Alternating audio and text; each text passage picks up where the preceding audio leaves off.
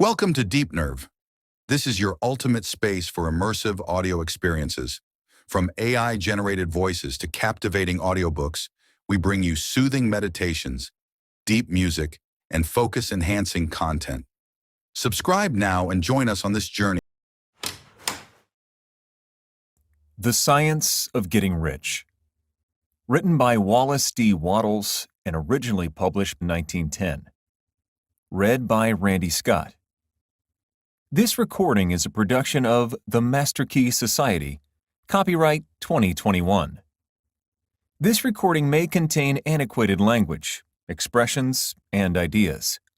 While worthy of study, the views and opinions contained within this book may not necessarily reflect those of Master Key Society nor its affiliates.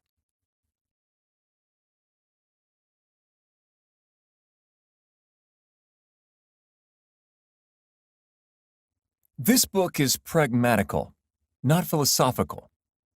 A practical manual, not a treatise upon theories. It is intended for the men and women whose most pressing need is for money, who wish to get rich first and philosophize afterward. It is for those who have, so far, found neither the time, the means, nor the opportunity to go deeply into the study of metaphysics, but who want results and who are willing to take the conclusions of science as a basis for action, without going into all the processes by which those conclusions were reached. It is expected that the reader will take the fundamental statements upon faith, just as he would take statements concerning a law of electrical action if they were promulgated by a Marconi or an Edison, and taking the statements upon faith that he will prove their truth by acting upon them without fear or hesitation. Every man or woman who does this will certainly get rich, for the science herein applied is an exact science, and failure is impossible. For the benefit, however, of those who wish to investigate philosophical theories and so secure a logical basis for faith, I will here cite certain authorities. The monistic theory of the universe, the theory that one is all, and that all is one, that one substance manifests itself as the seeming many elements of the material world, is of Hindu origin, and has been gradually winning its way into the thought of the Western world for 200 years. It is the foundation of all the Oriental philosophies, and of those of Descartes, Spinoza, Leibniz, Schopenhauer, Hegel, and Emerson. The reader who would dig to the philosophical foundations is advised to read Hegel and Emerson for himself. In writing this book, I have sacrificed all other considerations to plainness and simplicity of style, so that all might understand. The plan of action laid down herein was deduced from the conclusions of philosophy. It has been thoroughly tested and bears the supreme test of practical experiment. It works. If you wish to know how the conclusions were arrived at, read the writings of the authors mentioned above. And if you wish to reap the fruits of their philosophies in actual practice, read this book and do exactly as it tells you to do. The author. Chapter 1. The Right to be Rich. Whatever may be said in praise of poverty, the fact remains that it is not possible to live a really complete or successful life unless one is rich. No man can rise to his greatest possible height in talent or soul development unless he has plenty of money. For to unfold the soul and to develop talent, he must have many things to use, and he cannot have things unless he has money to buy them with. Man develops in mind, soul, and body by making use of things. And society is so organized that man must have money in order to become the possessor of things. Therefore, the basis of all advancement for man must be the science of getting rich. The object of all life is development, and everything that lives has an inalienable right to all the development it is capable of attaining. Man's right to life means his right to have the free and unrestricted use of all the things which may be necessary to his fullest mental, spiritual, and physical unfoldment, or, in other words, his right to be rich. In this book, I shall not speak of riches in a figurative way. To be really rich does not mean to be satisfied or contented with a little. No man ought to be satisfied with a little if he is capable of using and enjoying more. The purpose of nature is the advancement and unfoldment of life, and every man should have all that can contribute to the power, elegance, beauty, and richness of life. To be content with less is sinful. The man who owns all he wants for the living of all the life he is capable of living is rich, and no man who has not plenty of money can have all he wants. Life has advanced so far and become so complex that even the most ordinary man or woman requires a great amount of wealth in order to live in a manner that even approaches completeness. Every person naturally wants to become all that they are capable of becoming. This desire to realize innate possibilities is inherent in human nature. We cannot help wanting to be all that we can be. Success in life is becoming what you want to be. You can become what you want to be only by making use of things, and you can have the free use of things only as you become rich enough to buy them. To understand the science of getting rich is therefore the most essential of all knowledge. There is nothing wrong in wanting to get rich. The desire for riches is really the desire for a richer, fuller, and more abundant life. And that desire is praiseworthy. The man who does not desire to live more abundantly is abnormal. And so the man who does not desire to have money enough to buy all he wants is abnormal. There are three motives for which we live. We live for the body, we live for the mind, we live for the soul. No one of these is better or holier than the other. All are alike desirable, and no one of the three, body, mind, or soul, can live fully if either of the others is cut short of full life and expression. It is not right or noble to live only for the soul and deny mind or body, and it is wrong to live for the intellect and deny body and soul. We are all acquainted with the loathsome consequences of living for the body and denying both mind and soul. And we see that real life means the complete expression of all that man can give forth through body, mind, and soul.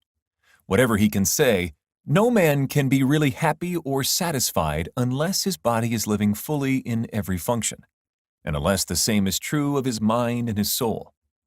Wherever there is unexpressed possibility, or function not performed, there is unsatisfied desire. Desire is possibility-seeking expression, or function-seeking performance. Man cannot live fully in body without good food, comfortable clothing, and warm shelter, and without freedom from excessive toil. Rest and recreation are also necessary to his physical life.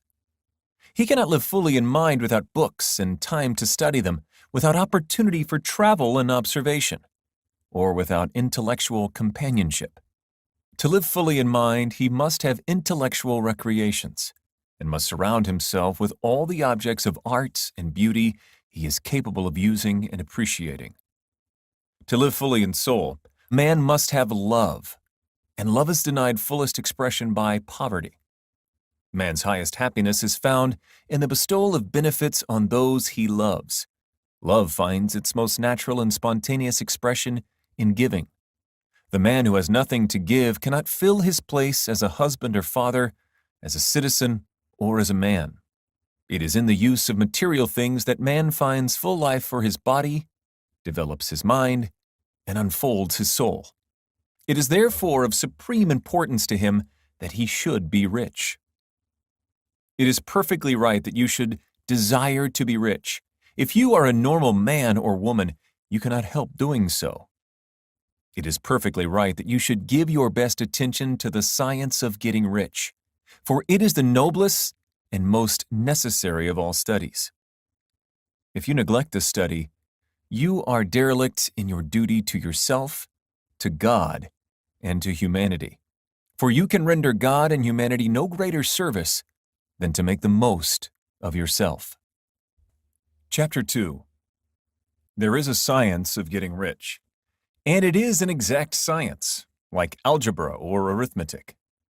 There are certain laws which govern the process of acquiring riches, and once these laws are learned and obeyed by any man, he will get rich with mathematical certainty. The ownership of money and property comes as a result of doing things in a certain way. Those who do things in this certain way, whether on purpose or accidentally, get rich, while those who do not do things in this certain way, no matter how hard they work or how able they are, remain poor. It is a natural law that like causes always produce like effects. And, therefore, any man or woman who learns to do things in this certain way will infallibly get rich. That the above statement is true is shown by the following facts. Getting rich is not a matter of environment, for if it were, all the people in certain neighborhoods would become wealthy. The people of one city would all be rich, while those of other towns would all be poor. Or the inhabitants of one state would roll in wealth, while those of an adjoining state would be in poverty. But everywhere we see rich and poor living side by side, in the same environment, and often engaged in the same vocations.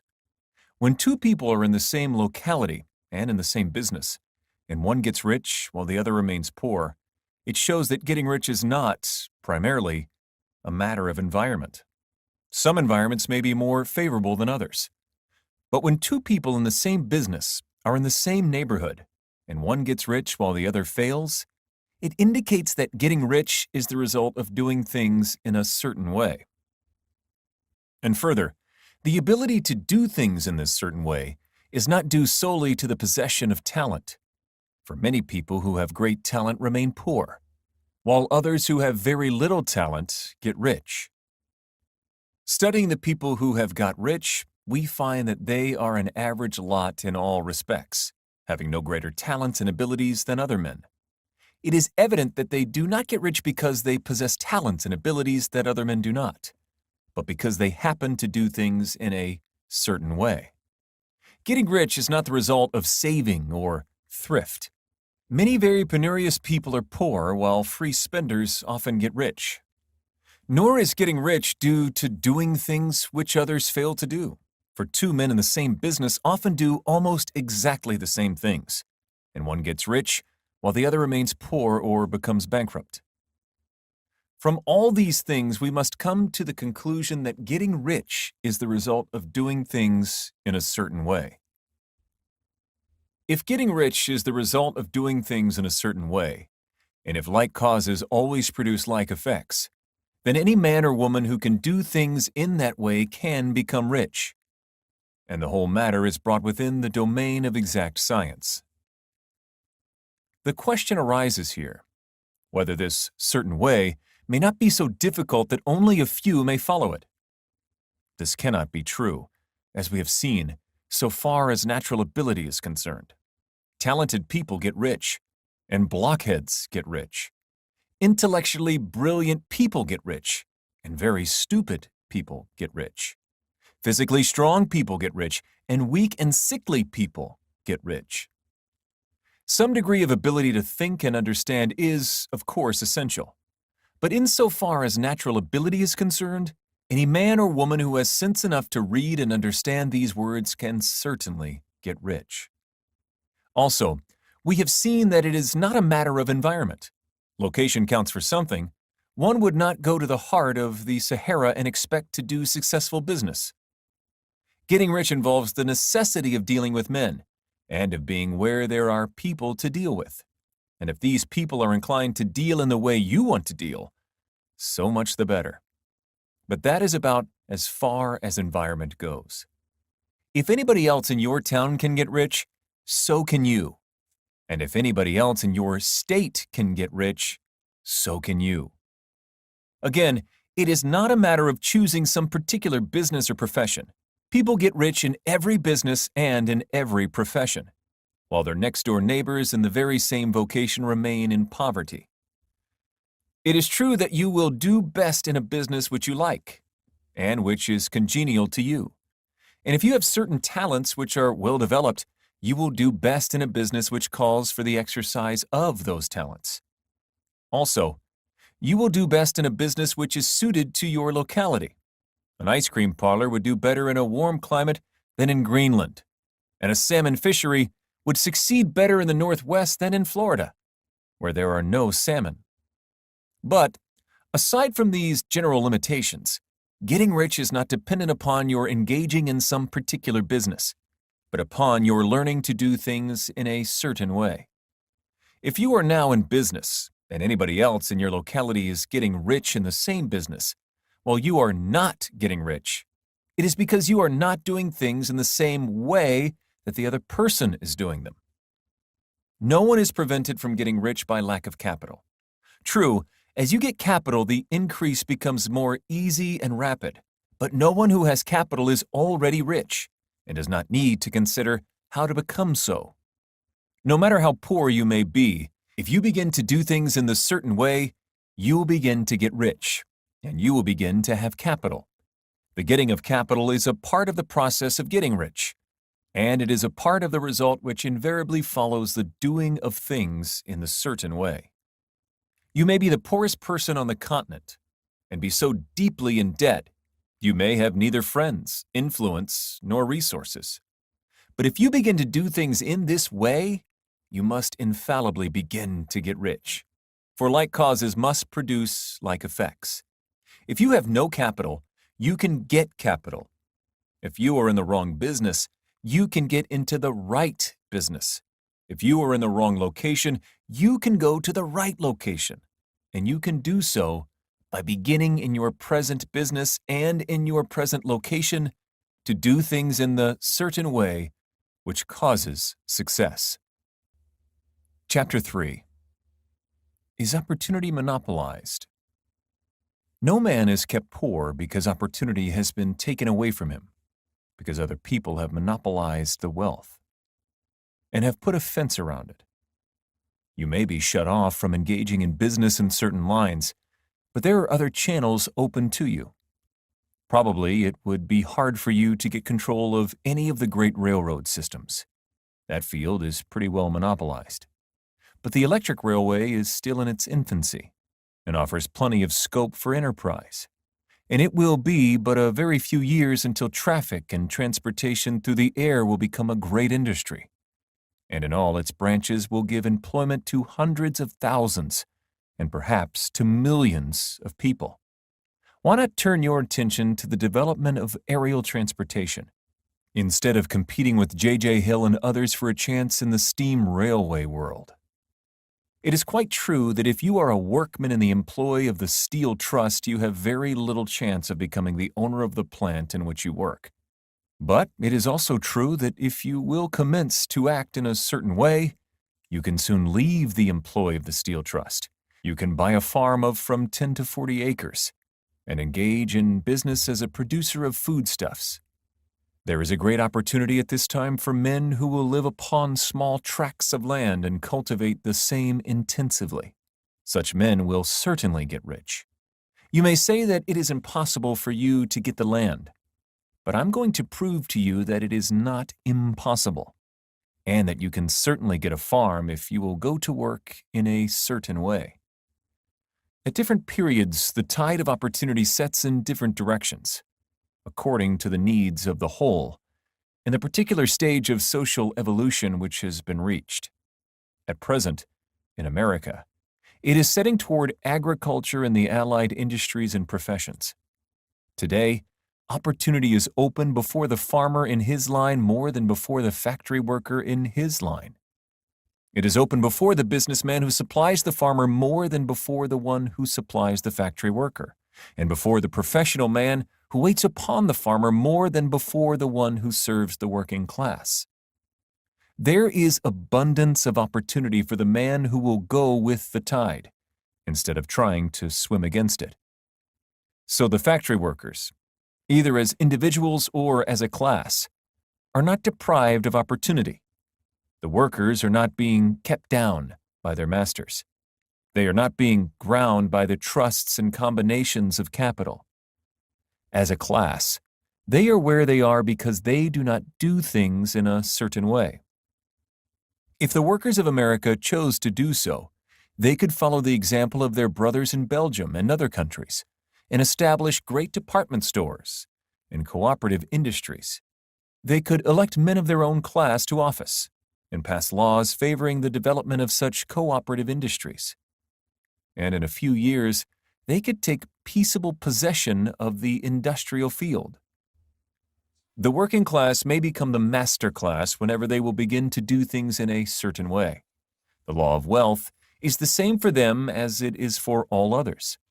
This they must learn, and they will remain where they are as long as they continue to do as they do. The individual worker, however, is not held down by the ignorance or the mental slothfulness of his class. He can follow the tide of opportunity to riches, and this book will tell him how. No one is kept in poverty by a shortness in the supply of riches. There is more than enough for all.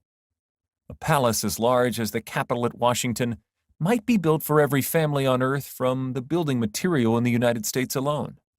And under intensive cultivation, this country would produce wool, cotton, linen, and silk enough to clothe each person in the world finer than Solomon was arrayed in all his glory, together with food enough to feed them all luxuriously. The visible supply is practically inexhaustible, and the invisible supply really is inexhaustible. Everything you see on earth is made from one original substance, out of which all things proceed. New forms are constantly being made, and older ones are dissolving, but all are shapes assumed by one thing. There is no limit to the supply of formless stuff or original substance. The universe is made out of it, but it was not all used in making the universe. The spaces in, through, and between the forms of the visible universe are permeated and filled with the original substance, with the formless stuff, with the raw material of all things. 10,000 times as much as has been made might still be made, and even then we should not have exhausted the supply of universal raw material. No man, therefore, is poor because nature is poor, or because there is not enough to go around. Nature is an inexhaustible storehouse of riches. The supply will never run short. Original substance is alive with creative energy and is constantly producing more forms. When the supply of building material is exhausted, more will be produced. When the soil is exhausted so that foodstuffs and materials for clothing will no longer grow upon it, it will be renewed or more soil will be made. When all the gold and silver has been dug from the earth, if man is still in such a stage of social development that he needs gold and silver, more will be produced from the formless. The formless stuff responds to the needs of man. It will not let him be without any good thing. This is true of men collectively. The race as a whole is always abundantly rich, and if individuals are poor, it is because they do not follow the certain way of doing things which makes the individual man rich. The formless stuff is intelligent. It is stuff which thinks. It is alive and is always impelled toward more life. It is the natural and inherent impulse of life to seek to live more. It is the nature of intelligence to enlarge itself, and of consciousness to seek to extend its boundaries and find fuller expression. The universe of forms has been made by formless living substance, throwing itself into form in order to express itself more fully. The universe is a great living presence, always moving inherently toward more life and fuller functioning. Nature is formed for the advancement of life. Its impelling motive is the increase of life. For this cause, everything which can possibly minister to life is bountifully provided. There can be no lack unless God is to contradict himself and nullify his own works. You are not kept poor by lack in the supply of riches. It is a fact which I shall demonstrate a little farther on that even the resources of the formless supply are at the command of the man or woman who will act and think in a certain way. Chapter 4. The first principle in the science of getting rich. Thought is the only power which can produce tangible riches from the formless substance. The stuff from which all things are made is a substance which thinks, and a thought of form in this substance produces the form. Original substance moves according to its thoughts. Every form and process you see in nature is the visible expression of a thought in original substance. As the formless stuff thinks of a form, it takes that form. As it thinks of a motion, it makes that motion. That is the way all things were created. We live in a thought world, which is part of a thought universe. The thought of a moving universe extended throughout formless substance, and the thinking stuff moving according to that thought, took the form of systems of planets and maintains that form. Thinking substance takes the form of its thought and moves according to the thought. Holding the idea of a circling system of suns and worlds, it takes the form of these bodies and moves them as it thinks. Thinking the form of a slow-growing oak tree, it moves accordingly and produces the tree, though centuries may be required to do the work. In creating, the formless seems to move according to the lines of motion it has established. The thought of an oak tree does not cause the instant formation of a full-grown tree, but it does start in motion the forces which will produce the tree, along established lines of growth. Every thought of form, held in thinking substance, causes the creation of the form, but always, or at least generally, along lines of growth and action already established.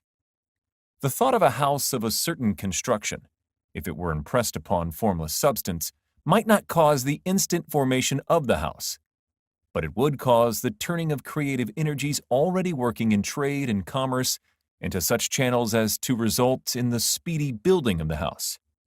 And if there were no existing channels through which the creative energy could work, then the house would be formed directly from primal substance, without waiting for the slow processes of the organic and inorganic world. No thought of form can be impressed upon original substance without causing the creation of the form. Man is a thinking center and can originate thought. All the forms that man fashions with his hands must first exist in his thought. He cannot shape a thing until he has thought that thing. And so far, man has confined his efforts wholly to the work of his hands. He has applied manual labor to the world of forms, seeking to change or modify those already existing. He has never thought of trying to cause the creation of new forms by impressing his thoughts upon formless substance. When man has a thought form, he takes material from the forms of nature and makes an image of the form which is in his mind. He has, so far, made little or no effort to cooperate with formless intelligence, to work with the Father. He has not dreamed that he can do what he seeth the Father doing. Man reshapes and modifies existing forms by manual labor. He has given no attention to the question whether he may not produce things from formless substance by communicating his thoughts to it. We propose to prove that he may do so, to prove that any man or woman may do so, and to show how.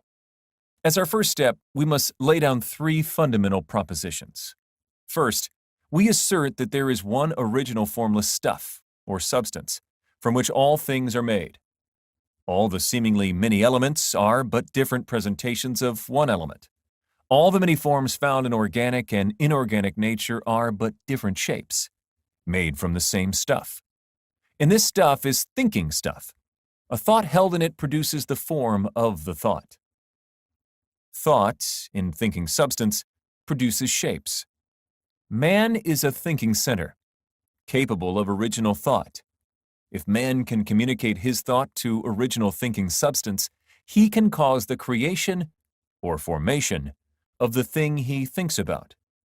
To summarize this, there is a thinking stuff from which all things are made, and which, in its original state, permeates, penetrates, and fills the inner spaces of the universe.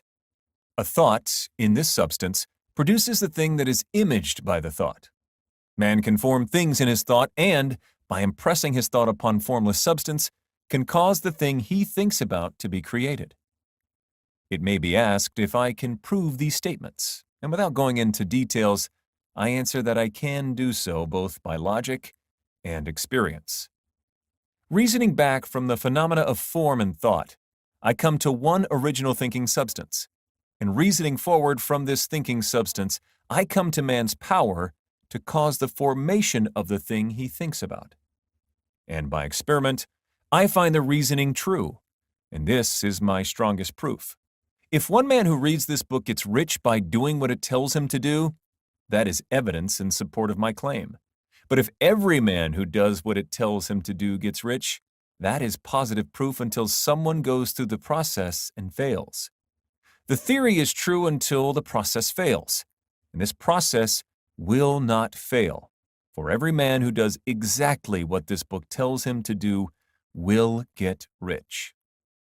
I have said that men get rich by doing things in a certain way, and in order to do so, men must become able to think in a certain way. A man's way of doing things is the direct result of the way he thinks about things. To do things in a way you want to do them, you will have to acquire the ability to think the way you want to think. This is the first step toward getting rich. To think what you want to think is to think truth, regardless of appearances. Every man has the natural and inherent power to think what he wants to think, but it requires far more effort to do so than it does to think the thoughts which are suggested by appearances. To think according to appearance is easy. To think truth regardless of appearances is laborious and requires the expenditure of more power than any other work man is called upon to perform. There is no labor from which most people shrink as they do from that of sustained and consecutive thought. It is the hardest work in the world. This is especially true when truth is contrary to appearances. Every appearance in the visible world tends to produce a corresponding form in the mind which observes it, and this can only be prevented by holding the thought of the truth. To look upon the appearance of disease will produce the form of disease in your own mind, and ultimately in your body, unless you hold the thought of truth, which is that there is no disease. It is only an appearance, and the reality is health. To look upon the appearances of poverty will produce corresponding forms in your own mind, unless you hold to the truth that there is no poverty. There is only abundance. To think health when surrounded by the appearances of disease, or to think riches when in the midst of appearances of poverty, requires power. But he who acquires this power becomes a mastermind. He can conquer fate. He can have what he wants. This power can only be acquired by getting hold of the basic fact which is behind all appearances. And that fact is that there is one thinking substance, from which and by which all things are made. Then we must grasp the truth that every thought held in this substance becomes a form, and that man can so impress his thoughts upon it as to cause them to take form and become visible things. When we realize this, we lose all doubt and fear, for we know that we can create what we want to create. We can get what we want to have, and can become what we want to be. As a first step toward getting rich, you must believe the three fundamental statements given previously in this chapter, and in order to emphasize them, I repeat them here. There is a thinking stuff from which all things are made, and which, in its original state, permeates, penetrates, and fills the inner spaces of the universe. A thought in this substance produces the thing that is imagined by the thought. Man can form things in his thought, and by impressing his thought upon formless substance, can cause the thing he thinks about to be created.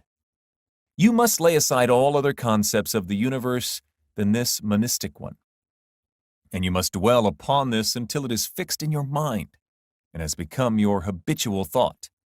Read these creed statements over and over again. Fix every word upon your memory, and meditate upon them until you firmly believe what they say. If a doubt comes to you, cast it aside as a sin. Do not listen to arguments against this idea. Do not go to churches or lectures where a contrary concept of things is taught or preached. Do not read magazines or books which teach a different idea. If you get mixed up in your faith, all your efforts will be in vain. Do not ask why these things are true, nor speculate as to how they can be true. Simply take them on trust. The science of getting rich begins with the absolute acceptance of this faith. Chapter 5. Increasing Life. You must get rid of the last vestige of the old idea that there is a deity whose will it is that you should be poor, or whose purposes may be served by keeping you in poverty. The intelligent substance which is all, and in all, and which lives in all, and lives in you, is a consciously living substance. Being a consciously living substance, it must have the natural and inherent desire of every living intelligence for increase of life. Every living thing must continually seek for the enlargement of its life, because life, in the mere act of living, must increase itself. A seed dropped into the ground springs into activity, and in the act of living produces 100 more seeds. Life, by living, multiplies itself. It is forever becoming more. It must do so, if it continues to be at all. Intelligence is under this same necessity for continuous increase. Every thought we think makes it necessary for us to think another thought. Consciousness is continually expanding. Every fact we learn leads us to the learning of another fact. Knowledge is continually increasing. Every talent we cultivate brings to the mind the desire to cultivate another talent. We are subject to the urge of life, seeking expression, whichever drives us on to know more, to do more, and to be more. In order to know more, do more, and be more, we must have more. We must have things to use, for we learn and do and become only by using things. We must get rich so that we can live more. The desire for riches is simply the capacity for larger life-seeking fulfillment. Every desire is the effort of an unexpressed possibility to come into action. It is power seeking to manifest which causes desire. That which makes you want more money is the same as that which makes the plant grow. It is life, seeking fuller expression. The one living substance must be subject to this inherent law of all life. It is permeated with the desire to live more. That is why it is under the necessity of creating things. The one substance desires to live more in you. Hence, it wants you to have all the things you can use. It is the desire of God that you should get rich. He wants you to get rich because He can express Himself better through you if you have plenty of things to use in giving Him expression. He can live more in you if you have unlimited command of the means of life. The universe desires you to have everything you want to have. Nature is friendly to your plans. Everything is naturally for you. Make up your mind that this is true. It is essential, however, that your purpose should harmonize with the purpose that is in all. You must want real life, not mere pleasure or sensual gratification. Life is the performance of function, and the individual really lives only when he performs every function, physical, mental, and spiritual, of which he is capable, without excess in any. You do not want to get rich in order to live swinishly. For the gratification of animal desires, that is not life. But the performance of every physical function is a part of life, and no one lives completely who denies the impulses of the body a normal and healthful expression. You do not want to get rich solely to enjoy mental pleasures, to get knowledge, to gratify ambition, to outshine others, to be famous. All these are a legitimate part of life, but the man who lives for the pleasures of the intellect alone will only have a partial life, and he will never be satisfied with his lot. You do not want to get rich solely for the good of others, to lose yourself for the salvation of mankind, to experience the joys of philanthropy and sacrifice. The joys of the soul are only a part of life, and they are no better or nobler than any other part. You want to get rich in order that you may eat, drink, and be merry when it is time to do these things, in order that you may surround yourself with beautiful things, see distant lands, feed your mind, and develop your intellect, in order that you may love men and do kind things, and be able to play a good part in helping the world to find truth. But remember that extreme altruism is no better and no nobler than extreme selfishness. Both are mistakes. Get rid of the idea that God wants you to sacrifice yourself for others, and that you can secure His favor by doing so. God requires nothing of the kind. What He wants is that you should make the most of yourself, for yourself, and for others. And you can help others more by making the most of yourself than in any other way. You can make the most of yourself only by getting rich. So it is right and praiseworthy that you should give your first and best thought to the work of acquiring wealth. Remember, however, that the desire of substance is for all, and its movements must be for more life to all. It cannot be made to work for less life to any, because it is equally in all, seeking riches and life. Intelligent substance will make things for you, but it will not take things away from someone else and give them to you. You must get rid of the thought of competition. You are to create, not to compete for what is already created. You do not have to take anything away from anyone. You do not have to drive sharp bargains. You do not have to cheat or to take advantage. You do not need to let anyone work for you for less than he earns. You do not have to covet the property of others, or to look at it with wishful eyes. No man has anything of which you cannot have the like, and that without taking what he has away from him. You are to become a creator, not a competitor. You are going to get what you want, but in such a way that when you get it, every other man will have more than he has now. I am aware that there are men who get a vast amount of money by proceeding in direct opposition to the statements in the paragraph above, and may add a word of explanation here. Men of the plutocratic type who become very rich do sometimes purely by their extraordinary ability on the plane of competition, and sometimes they unconsciously relate themselves to substance in its great purposes and movements for the general racial upbuilding through industrial evolution. Rockefeller, Carnegie, Morgan, et al. Have been the unconscious agents of the supreme and the necessary work of systematizing and organizing productive industry. And in the end, their work will contribute immensely toward increased life for all. Their day is nearly over. They have organized production and will soon be succeeded by the agents of the multitude, who will organize the machinery of distribution. The multimillionaires are like the monster reptiles of the prehistoric eras.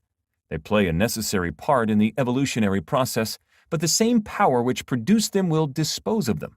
And it is well to bear in mind that they have never been really rich. A record of the private lives of most of this class will show that they have really been the most abject and wretched of the poor. Riches secured on the competitive plane are never satisfactory and permanent. They are yours today and another's tomorrow. Remember, if you are to become rich in a scientific and certain way, you must rise entirely out of the competitive thought. You must never think for a moment that the supply is limited. Just as soon as you begin to think that all the money is being cornered and controlled by bankers and others, and that you must exert yourself to get laws passed to stop this process, and so on, in that moment you drop into the competitive mind, and your power to cause creation is gone for the time being. And what is worse, you will probably arrest the creative movements you have already instituted. Know that there are countless millions of dollars worth of gold in the mountains of the earth, not yet brought to light. And know that if there were not, more would be created from thinking substance to supply your needs. Know that the money you need will come, even if it is necessary for 1,000 men to be led to the discovery of new gold mines tomorrow.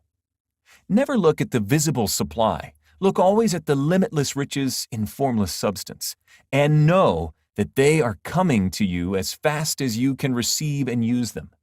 Nobody, by cornering the visible supply, can prevent you from getting what is yours. So never allow yourself to think for an instant that all the best building spots will be taken before you get ready to build your house, unless you hurry. Never worry about the trusts and combines, and get anxious for fear that they will soon come to own the whole earth. Never get afraid that you will lose what you want because some other person beats you to it. That cannot possibly happen. You are not seeking anything that is possessed by anybody else. You are causing what you want to be created from formless substance, and the supply is without limits. Stick to the formulated statement.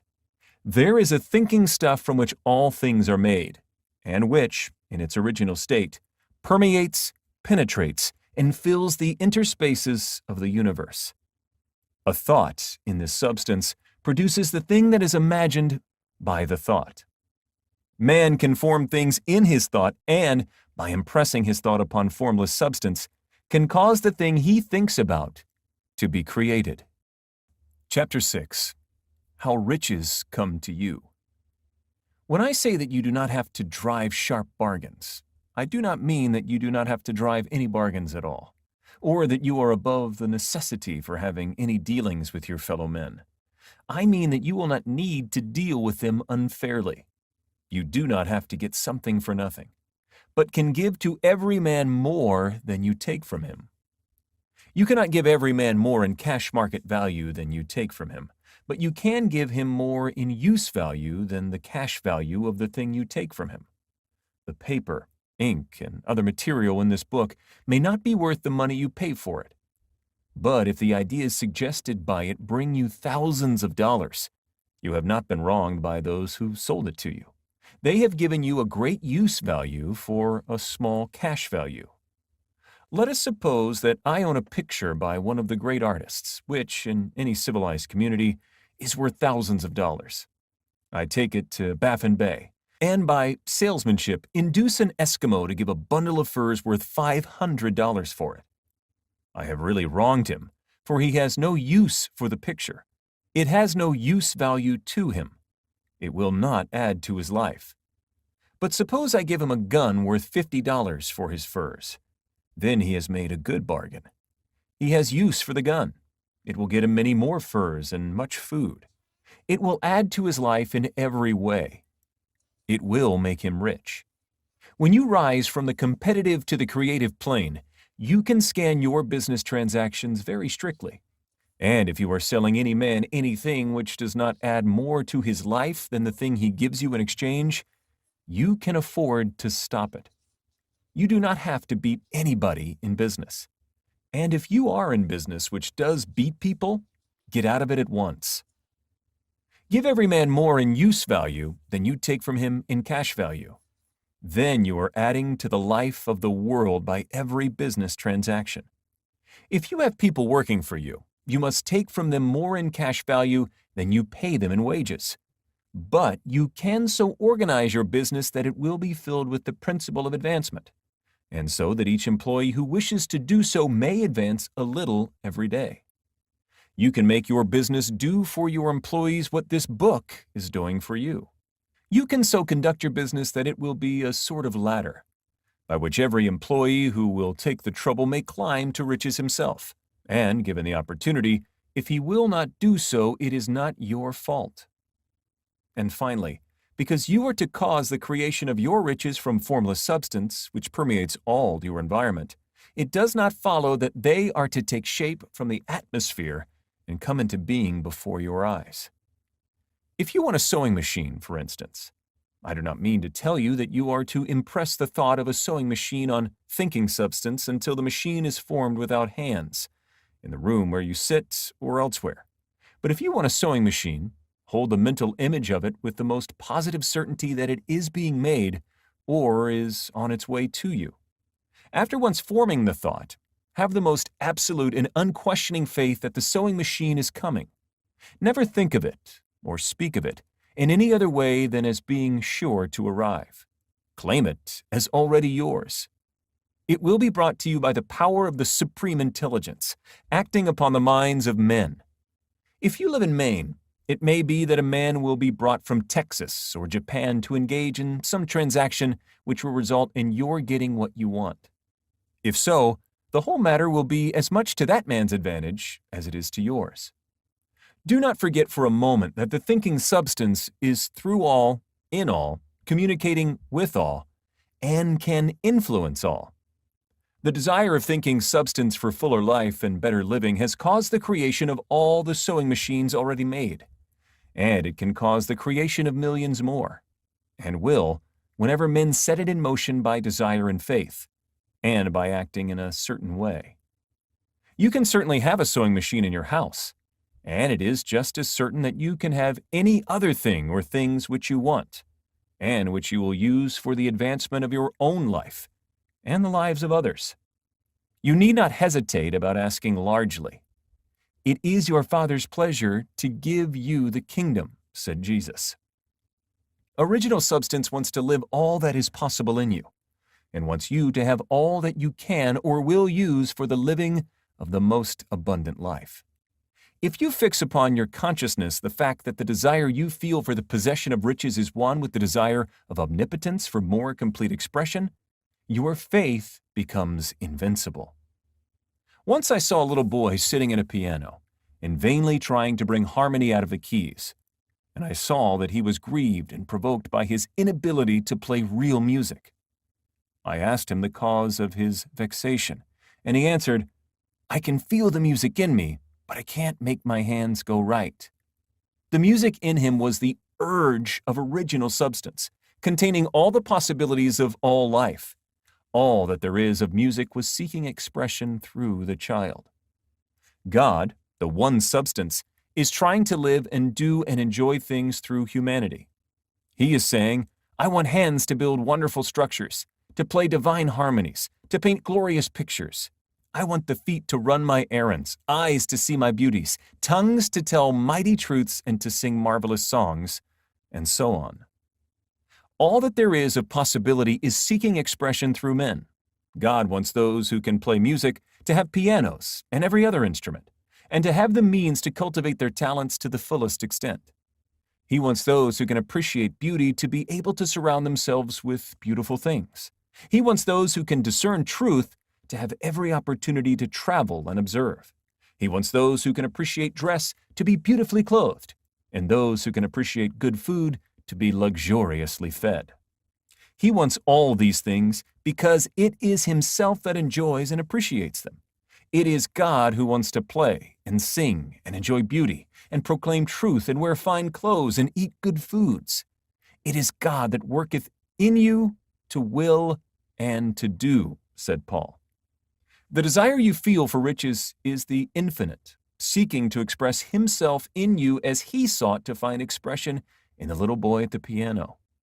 So you need not hesitate to ask largely. Your part is to focalize and express the desires of God. This is a difficult point with most people. They retain something of the old idea that poverty and self-sacrifice are pleasing to God. They look upon poverty as a part of the plan, a necessity of nature. They have the idea that God has finished his work and made all that he can make, and that the majority of men must stay poor because there is not enough to go around. They hold to so much of this erroneous thought that they feel ashamed to ask for wealth. They try not to want more than a very modest competence, just enough to make them fairly comfortable. I recall now the case of one student who was told that he must get in mind a clear picture of the things he desired, so that the creative thought of them might be impressed on formless substance. He was a very poor man, living in a rented house, and having only what he earned from day to day. And he could not grasp the fact that all wealth was his. So, after thinking the matter over, he decided that he might reasonably ask for a new rug for the floor of his best room, and an anthracite coal stove to heat the house during the cold weather. Following the instructions given in this book, he obtained these things in a few months, and then it dawned upon him that he had not asked enough. He went through the house in which he lived and planned all the improvements he would like to make in it. He mentally added a bay window here and a room there, until it was complete in his mind as his ideal home. And then he planned its furnishings. Holding the whole picture in his mind, he began living in the certain way and moving toward what he wanted. And he owns the house now and is rebuilding it after the form of his mental image. And now, with still larger faith, he is going on to get greater things.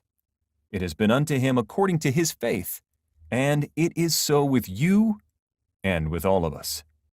Chapter 7. Gratitude. The illustrations given in the last chapter will have conveyed to the reader the fact that the first step toward getting rich is to convey the idea of your wants to the formless substance. This is true, and you will see that in order to do so, it becomes necessary to relate yourself to the formless intelligence in a harmonious way. To secure this harmonious relation is a matter of such primary and vital importance that I shall give some space to its discussion here, and give you instructions which, if you follow them, will be certain to bring you into perfect unity of mind with God. The whole process of mental adjustment and atonement can be summed up in one word: gratitude. First, you believe that there is one intelligent substance, from which all things proceed. Second, you believe that this substance gives you everything you desire. And third, you relate yourself to it by a feeling of deep and profound gratitude. Many people who order their lives rightly in all other ways are kept in poverty by their lack of gratitude. Having received one gift from God, they cut the wires which connect them with Him by failing to make acknowledgement. It is easy to understand that the nearer we live to the source of wealth, the more wealth we shall receive. And it is easy also to understand that the soul that is always grateful lives in closer touch with God than the one which never looks to Him in thankful acknowledgement. The more gratefully we fix our minds on the Supreme when good things come to us, the more good things we will receive, and the more rapidly they will come. And the reason simply is that the mental attitude of gratitude draws the mind into closer touch with the source from which the blessings come. If it is a new thought to you that gratitude brings your whole mind into closer harmony with the creative energies of the universe, consider it well, and you will see that it is true. The good things you already have come to you along the line of obedience to certain laws. Gratitude will lead your mind out along the ways by which things come, and it will keep you in close harmony with creative thought and prevent you from falling into competitive thought. Gratitude alone can keep you looking toward the all and prevent you from falling into the error of thinking of the supply is limited, and to do that would be fatal to your hopes. There is a law of gratitude, and it is absolutely necessary that you should observe the law if you are to get the results you seek. The law of gratitude is the natural principle that action and reaction are always equal, and in opposite directions. The grateful outreaching of your mind in thankful praise to the Supreme is a libertarian or expenditure of force. It cannot fail to reach that to which it addressed, and the reaction is an instantaneous movement towards you. Draw nigh unto God, and He will draw nigh unto you. That is a statement of psychological truth. And if your gratitude is strong and constant, the reaction in formless substance will be strong and continuous. The movement of the things you want will be always toward you. Notice the grateful attitude that Jesus took. How He always seems to be saying, "I thank Thee, Father, that Thou hearest me." You cannot exercise much power without gratitude, for it is gratitude that keeps you connected with power. But the value of gratitude does not consist solely in getting you more blessings in the future. Without gratitude, you cannot long keep from dissatisfied thought regarding things as they are. The moment you permit your mind to dwell with dissatisfaction upon things as they are, you begin to lose ground. You fix attention upon the common, the ordinary, the poor, and the squalid and mean, and your mind takes the form of these things. Then you will transmit these forms or mental images to the formless, and the common, the poor, the squalid, and mean will come to you. To permit your mind to dwell upon the inferior is to become inferior and to surround yourself with inferior things. On the other hand, to fix your attention on the best is to surround yourself with the best and to become the best. The creative power within us makes us into the image of that to which we give our attention. We are thinking substance, and thinking substance always takes the form of that which it thinks about. The grateful mind is constantly fixed upon the best, Therefore, it tends to become the best. It takes the form or character of the best and will receive the best. Also, faith is born of gratitude. The grateful mind continually expects good things, and expectation becomes faith. The reaction of gratitude upon one's own mind produces faith, and every outgoing wave of grateful thanksgiving increases faith. He who has no feeling of gratitude cannot long retain a living faith. And without a living faith, you cannot get rich by the creative method, as we shall see in the following chapters. It is necessary, then, to cultivate the habit of being grateful for every good thing that comes to you, and to give thanks continuously. And because all things have contributed to your advancement, you should include all things in your gratitude. Do not waste time thinking or talking about the shortcomings or wrong actions of plutocrats or trust magnates. Their organization of the world has made your opportunity. All you get really comes to you because of them. Do not rage against corrupt politicians. If it were not for politicians, we should fall into anarchy, and your opportunity would be greatly lessened. God has worked a long time and very patiently to bring us up to where we are in industry and government, and He is going right on with His work. There is not the least doubt that He will do away with plutocrats, trust magnates, captains of industry, and politicians as soon as they can be spared. But in the meantime, behold that they are all very good. Remember that they are all helping to arrange the lines of transmission along which your riches will come to you, and be grateful to them all. This will bring you into harmonious relations with the good in everything, and the good in everything will move toward you. Chapter 8. Thinking in the Certain Way. Turn back to Chapter 6, and read again the story of the man who formed a mental image of his house, and you will get a fair idea of the initial step toward getting rich. You must form a clear and definite mental picture of what you want. You cannot transmit an idea unless you have it yourself. You must have it before you can give it. And many people fail to impress thinking substance because they have themselves only a vague and misty concept of the things they want to do, to have, or to become. It is not enough that you should have a general desire for wealth, to do good with. Everybody has that desire. It is not enough that you should have a wish to travel, see things, live more, etc. Everybody has those desires also. If you were going to send a wireless message to a friend, you would not send the letters of the alphabet in their order and let him construct the message for himself, nor would you take words at random from the dictionary. You would send a coherent sentence, one which meant something. When you try to impress your wants upon substance, remember that it must be done by a coherent statement. You must know what you want and be definite.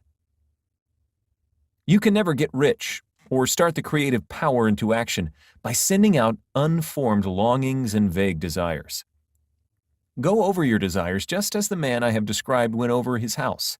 See just what you want, and get a clear mental picture of it as you wish it to look when you get it.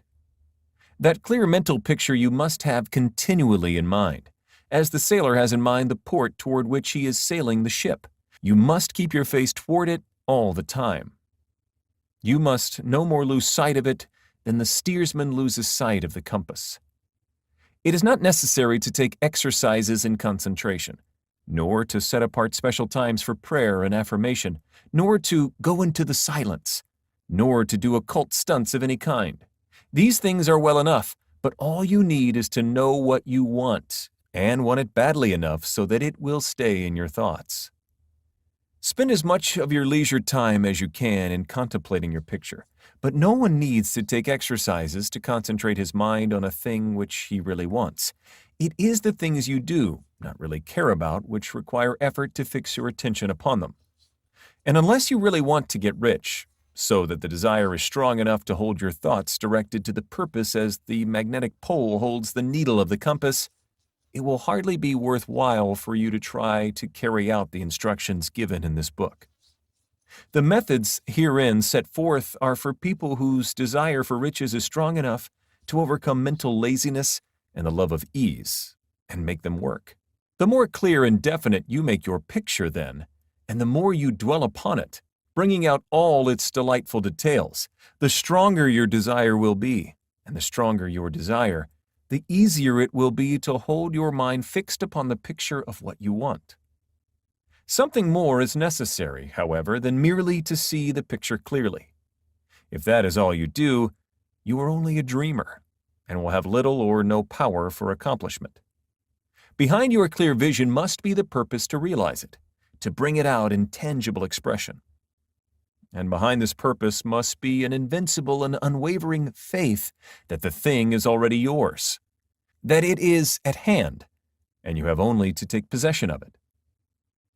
Live in the new house, mentally, until it takes form around you physically. In the mental realm, enter at once into full enjoyment of the things you want. Whatever so things ye ask for when ye pray, believe that ye receive them, and ye shall have them, said Jesus. See the things you want as if they were actually around you all the time. See yourself as owning and using them. Make use of them in imagination, just as you will use them when they are your tangible possessions. Dwell upon your mental picture until it is clear and distinct, and then take the mental attitude of ownership toward everything in that picture.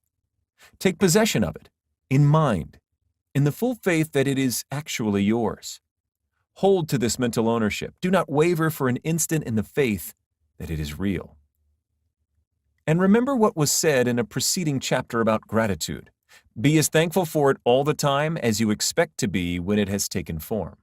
The man who can sincerely thank God for the things which as yet he owns only in imagination has real faith. He will get rich. He will cause the creation of whatsoever he wants.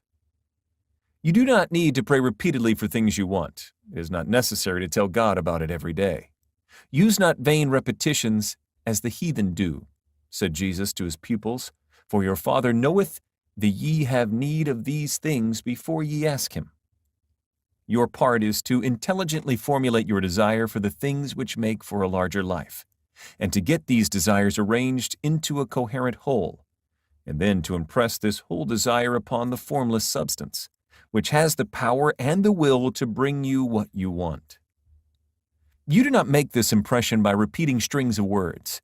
You make it by holding the vision with unshakable purpose to attain it, and with steadfast faith that you do attain it. The answer to prayer is not according to your faith while you are talking, but according to your faith while you are working.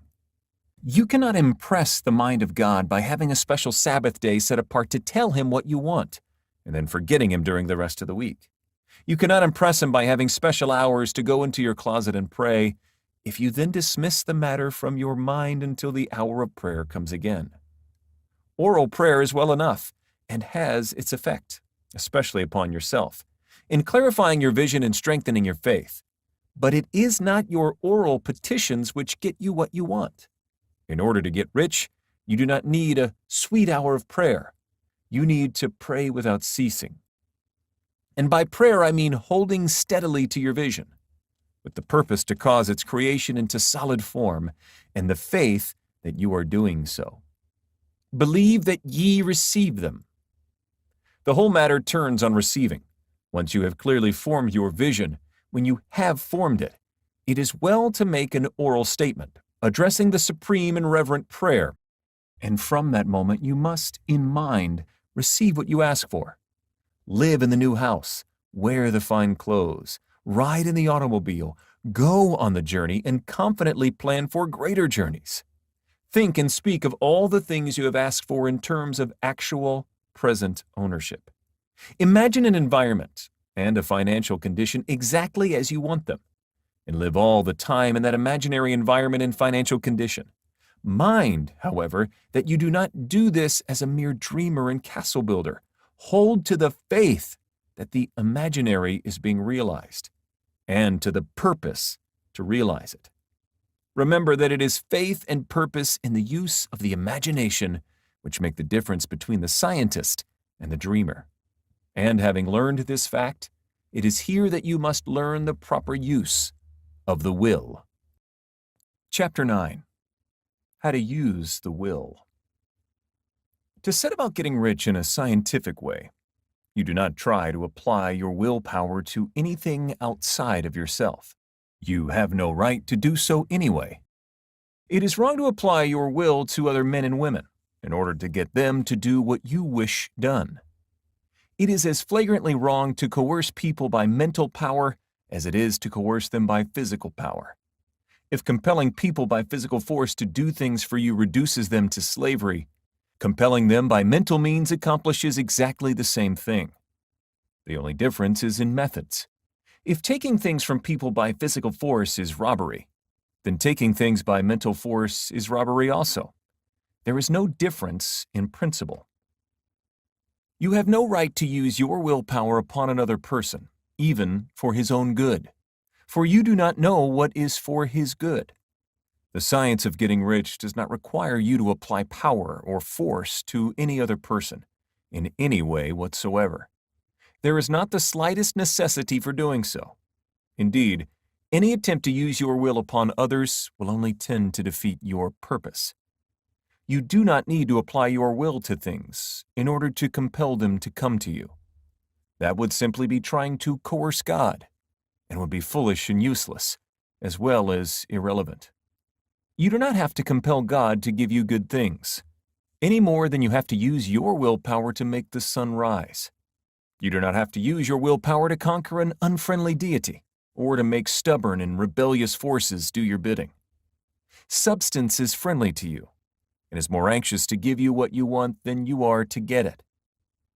To get rich, you need only to use your willpower upon yourself. When you know what to think and do, then you must use your will to compel yourself to think and do the right things. That is the legitimate use of the will in getting what you want, to use it in holding yourself to the right course. Use your willpower to keep yourself thinking and acting in a certain way. Do not try to project your will or your thoughts or your mind out into space to act on things or people. Keep your mind at home. It can accomplish more there than elsewhere. Use your mind to form a mental image of what you want and to hold that vision with faith and purpose. And use your will to keep your mind working in the right way. The more steady and continuous your faith and purpose, the more rapidly you will get rich, because you will make only positive impressions upon substance, and you will not neutralize or offset them by negative impressions. The picture of your desires, held with faith and purpose, is taken up by the formless and permeates it to great distances, throughout the universe, for all I know. As this impression spreads, all things are set moving toward its realization. Every living thing, every inanimate thing, and the things yet uncreated are stirred toward bringing into being that which you want. All force begins to be exerted in that direction. All things begin to move toward you. The minds of people, everywhere, are influenced toward doing the things necessary to the fulfilling of your desires, and they work for you unconsciously. But you can check all this by starting a negative impression in the formless substance. Doubt or unbelief is as certain to start a movement away from you as faith and purpose are to start one toward you. It is by not understanding this that most people who try to make use of mental science in getting rich make their failure. Every hour and moment you spend in giving heed to doubts and fears, every hour you spend in worry, every hour in which your soul is possessed by unbelief, sets a current away from you in the whole domain of intelligent substance. All the promises are unto them that believe, and unto them only. Notice how insistent Jesus was upon this point of belief, and now you know the reason why. Since belief is all-important, it behooves you to guard your thoughts, as your beliefs will be shaped to a very great extent by the things you observe and think about.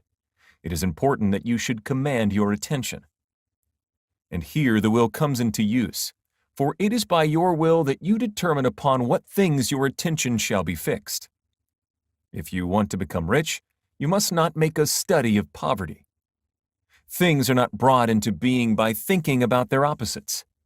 Health is never to be attained by studying disease and thinking about disease. Righteousness is not to be promoted by studying sin and thinking about sin. And no one ever got rich by studying poverty and thinking about poverty. Medicine as a science of disease has increased disease. Religion as a science of sin has promoted sin. And economics as a study of poverty will fill the world with wretchedness and want. Do not talk about poverty. Do not investigate it or concern yourself with it. Never mind what its causes are. You have nothing to do with them. What concerns you is the cure. Do not spend your time in charitable work or charity movements. All charity only tends to perpetuate the wretchedness it aims to eradicate. I do not say that you should be hard-hearted or unkind and refuse to hear the cry of need, but you must not try to eradicate poverty in any of the conventional ways. Put poverty behind you, and put all that pertains to it behind you, and make good. Get rich. That is the best way you can help the poor. And you cannot hold the mental image which is to make you rich if you fill your mind with pictures of poverty.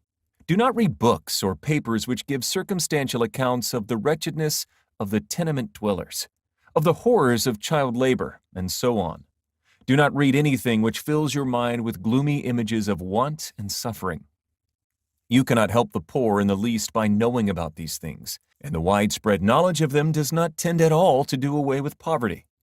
What tends to do away with poverty is not the getting of pictures of poverty into your mind, but getting pictures of wealth into the minds of the poor.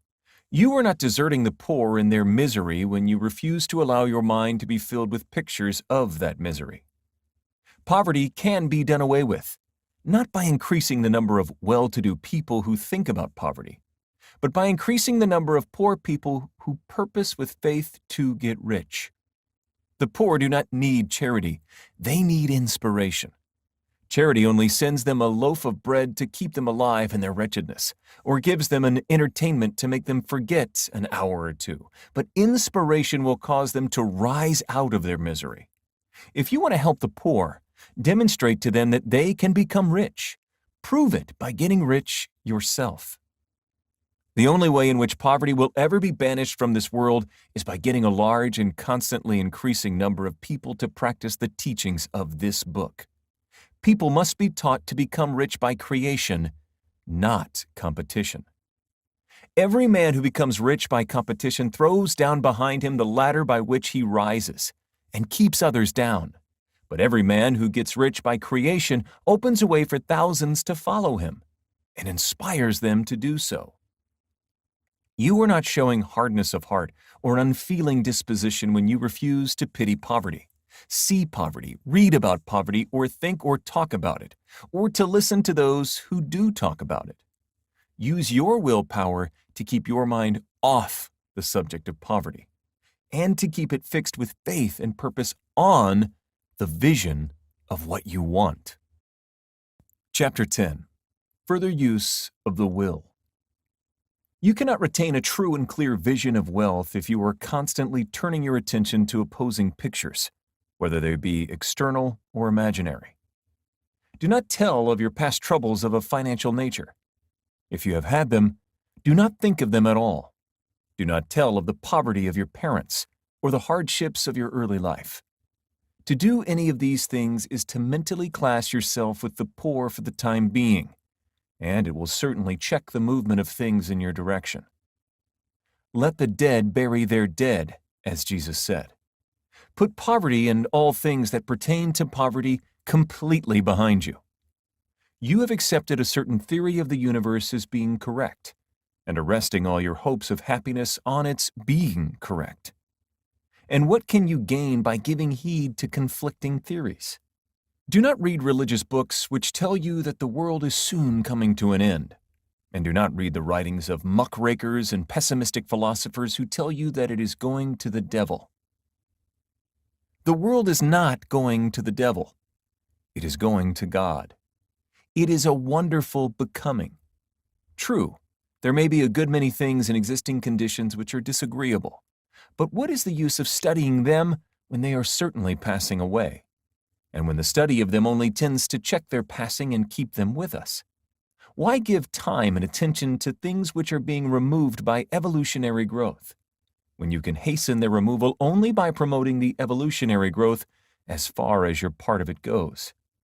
No matter how horrible and seeming may be the conditions in certain countries, sections, or places, you waste your time and destroy your own chances by considering them.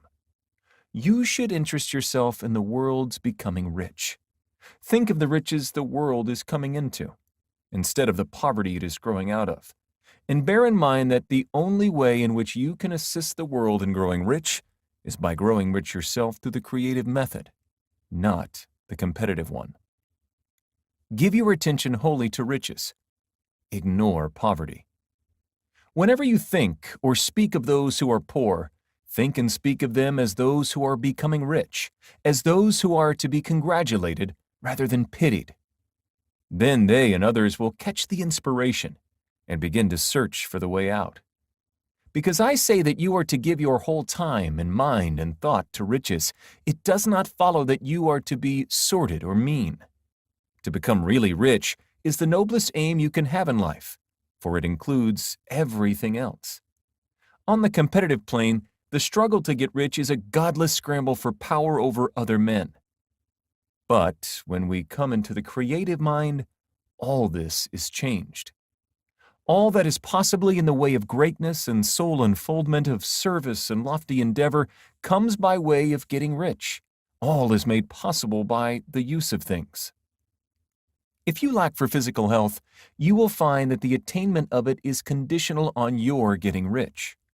Only those who are emancipated from financial worry and who have the means to live a carefree existence and follow hygienic practices can have and retain health. Moral and spiritual greatness is possible only to those who are above the competitive battle for existence, and only those who are becoming rich on the plane of creative thought are free from the degrading influences of competition. If your heart is set on domestic happiness, remember that love flourishes best where there is refinement, a high level of thought, and freedom from corrupting influences. And these are to be found only where riches are attained by the existence of creative thought, without strife or rivalry. You can aim at nothing so great or noble, I repeat, as to become rich, and you must fix your attention upon your mental picture of riches, to the exclusion of all that may tend to dim or obscure the vision. You must learn to see the underlying truth in all things. You must see beneath all seemingly wrong conditions the great one life ever moving forward toward fuller expression and more complete happiness. It is the truth that there is no such thing as poverty, that there is only wealth. Some people remain in poverty because they are ignorant of the fact that there is wealth for them, and these can be best taught by showing them the way to affluence in your own person and practice. Others are poor because, while they feel that there is a way out, they are too intellectually indolent to put forth the mental effort necessary to find that way and travel it. And for those, the very best thing you can do is to arouse their desire by showing them the happiness that comes from being rightly rich. Others still are poor because, while they have some notion of science, they have become so swamped and lost in the maze of metaphysical and occult theories that they do not know which road to take. They try a mixture of many systems and fail in all. For these, again, the very best thing to do is to show the right way in your own person and practice. An ounce of doing things is worth a pound of theorizing. The very best thing you can do for the whole world is to make the most of yourself.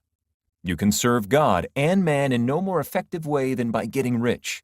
That is, if you get rich by the creative method and not by the competitive one.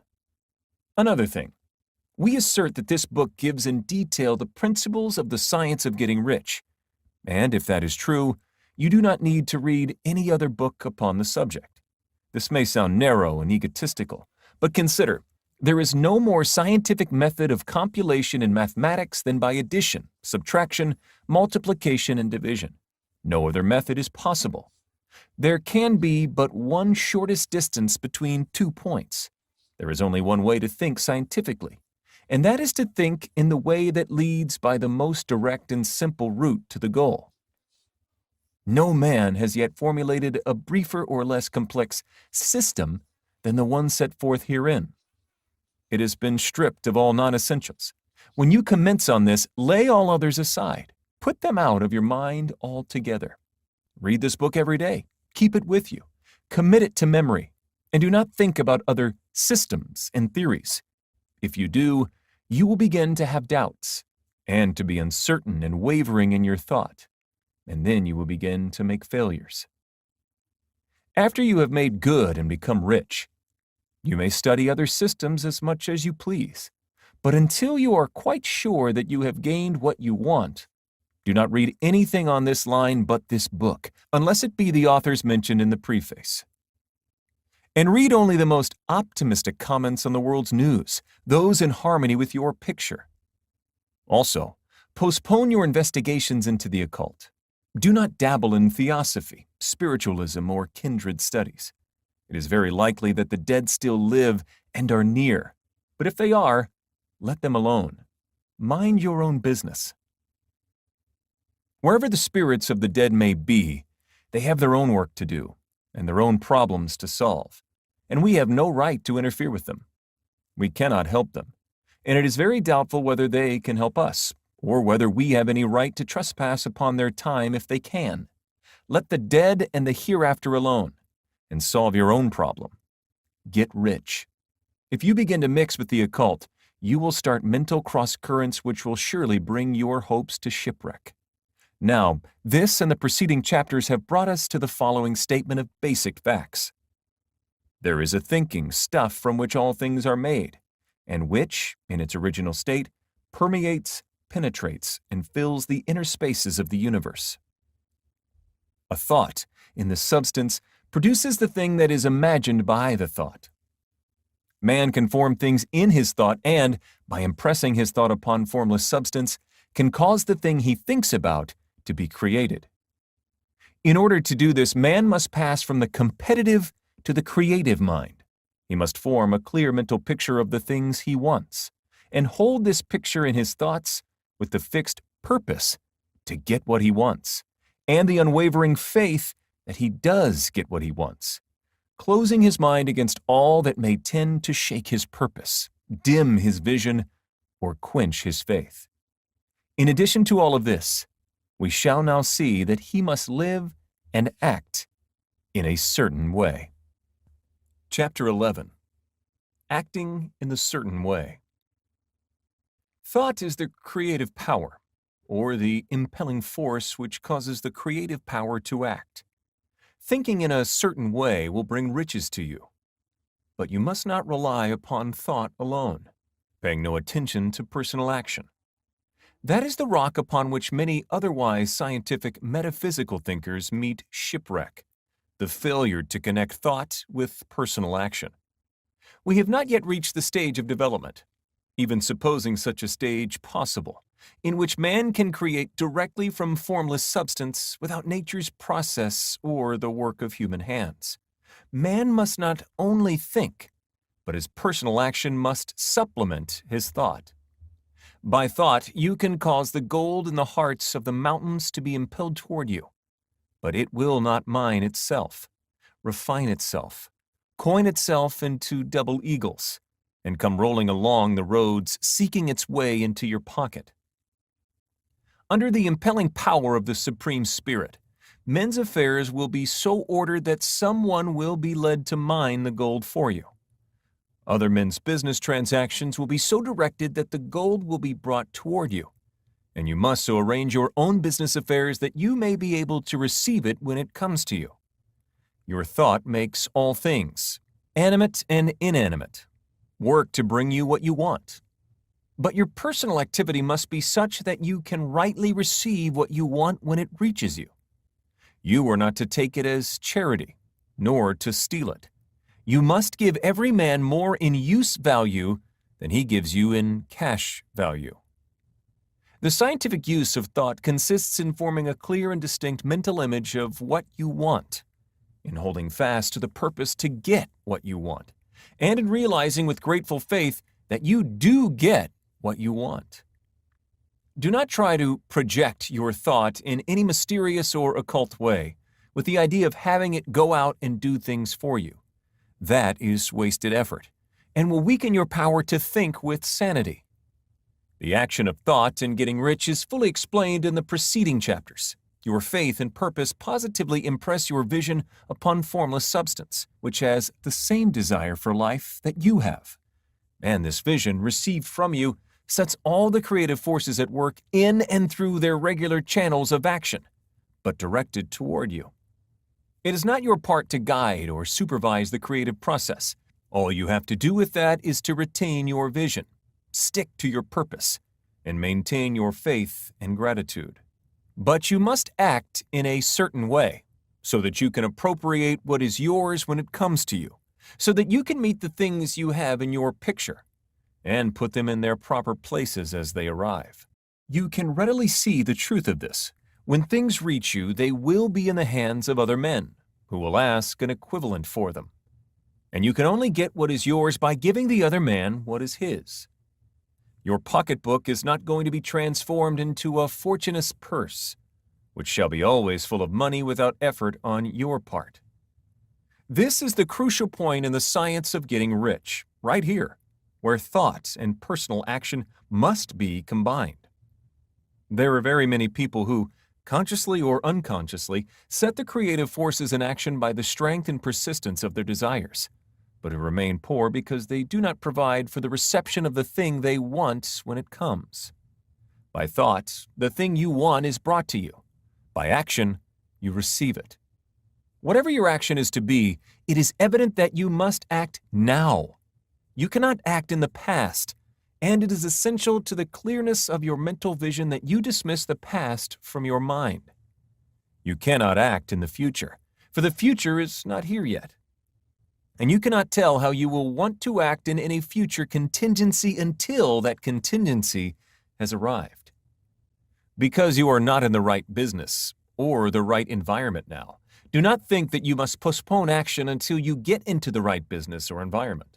And do not spend time in the present taking thought as to the best course in possible future emergencies.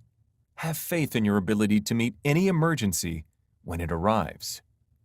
If you act in the present with your mind on the future, your present action will be with a divided mind, and you will not be effective. Put your whole mind into present action. Do not give your creative impulse to original substance, and then sit down and wait for results. If you do, you will never get them. Act now. There is never any time but now, and there never will be any time but now. If you are ever to begin to make ready for the reception of what you want, you must begin now. And your action, whatever it is, must most likely be in your present business or employment, and must be upon the persons and things in your present environment. You cannot act where you are not. You cannot act where you have been, and you cannot act where you are going to be. You can act only where you are. Do not bother as to whether yesterday's work was well done or ill done. Do today's work well. Do not try to do tomorrow's work now. There will be plenty of time to do that when you get to it. Do not try by occult or mystical means to act on people or things that are out of your reach. Do not wait for a change of environment before you act. Get a change of environment by action. You can so act upon the environment in which you are now as to cause yourself to be transferred to a better environment. Hold with faith and purpose the vision of yourself in the better environment, but act upon your present environment with all your heart, and with all your strength, and with all your mind. Do not spend any time in daydreaming or castle building. Hold to the one vision of what you want and act now. Do not cast about seeking some new thing to do or some strange, unusual, or remarkable action to perform as a first step toward getting rich. It is probable that your actions, at least for some time to come, will be those you have been performing for some time past. But you are to begin now to perform these actions in the certain way, which will surely make you rich. If you are engaged in some business and feel that it is not the right one for you, do not wait until you get into the right business before you begin to act. Do not feel discouraged or sit down and lament because you are misplaced. No man was ever so misplaced but that he could not find the right place. And no man ever became so involved in the wrong business but that he could get into the right business. Hold the vision of yourself in the right business, with the purpose to get into it, and the faith that you will get into it, and are getting into it. But act in your present business. Use your present business as the means of getting a better one, and use your present environment as the means of getting into a better one. Your vision of the right business, if held with faith and purpose, will cause the Supreme to move the right business toward you. And your action, if performed in a certain way, will cause you to move toward the business. If you are an employee or wage earner and feel that you must change places in order to get what you want, do not project your thought into space and rely upon it to get you another job. It will probably fail to do so. Hold the vision of yourself in the job you want, while you act with faith and purpose on the job you have, and you will certainly get the job you want.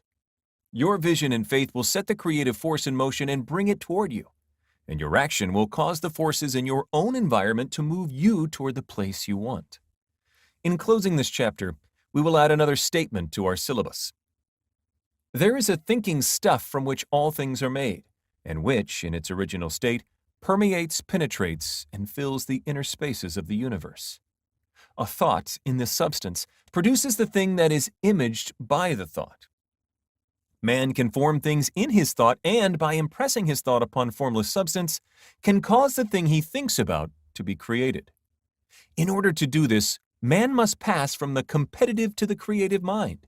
He must form a clear mental picture of the things he wants and hold his picture in his thoughts with the fixed purpose to get what he wants and the unwavering faith that he does get what he wants, closing his mind to all that may tend to shake his purpose, dim his vision, or quench his faith.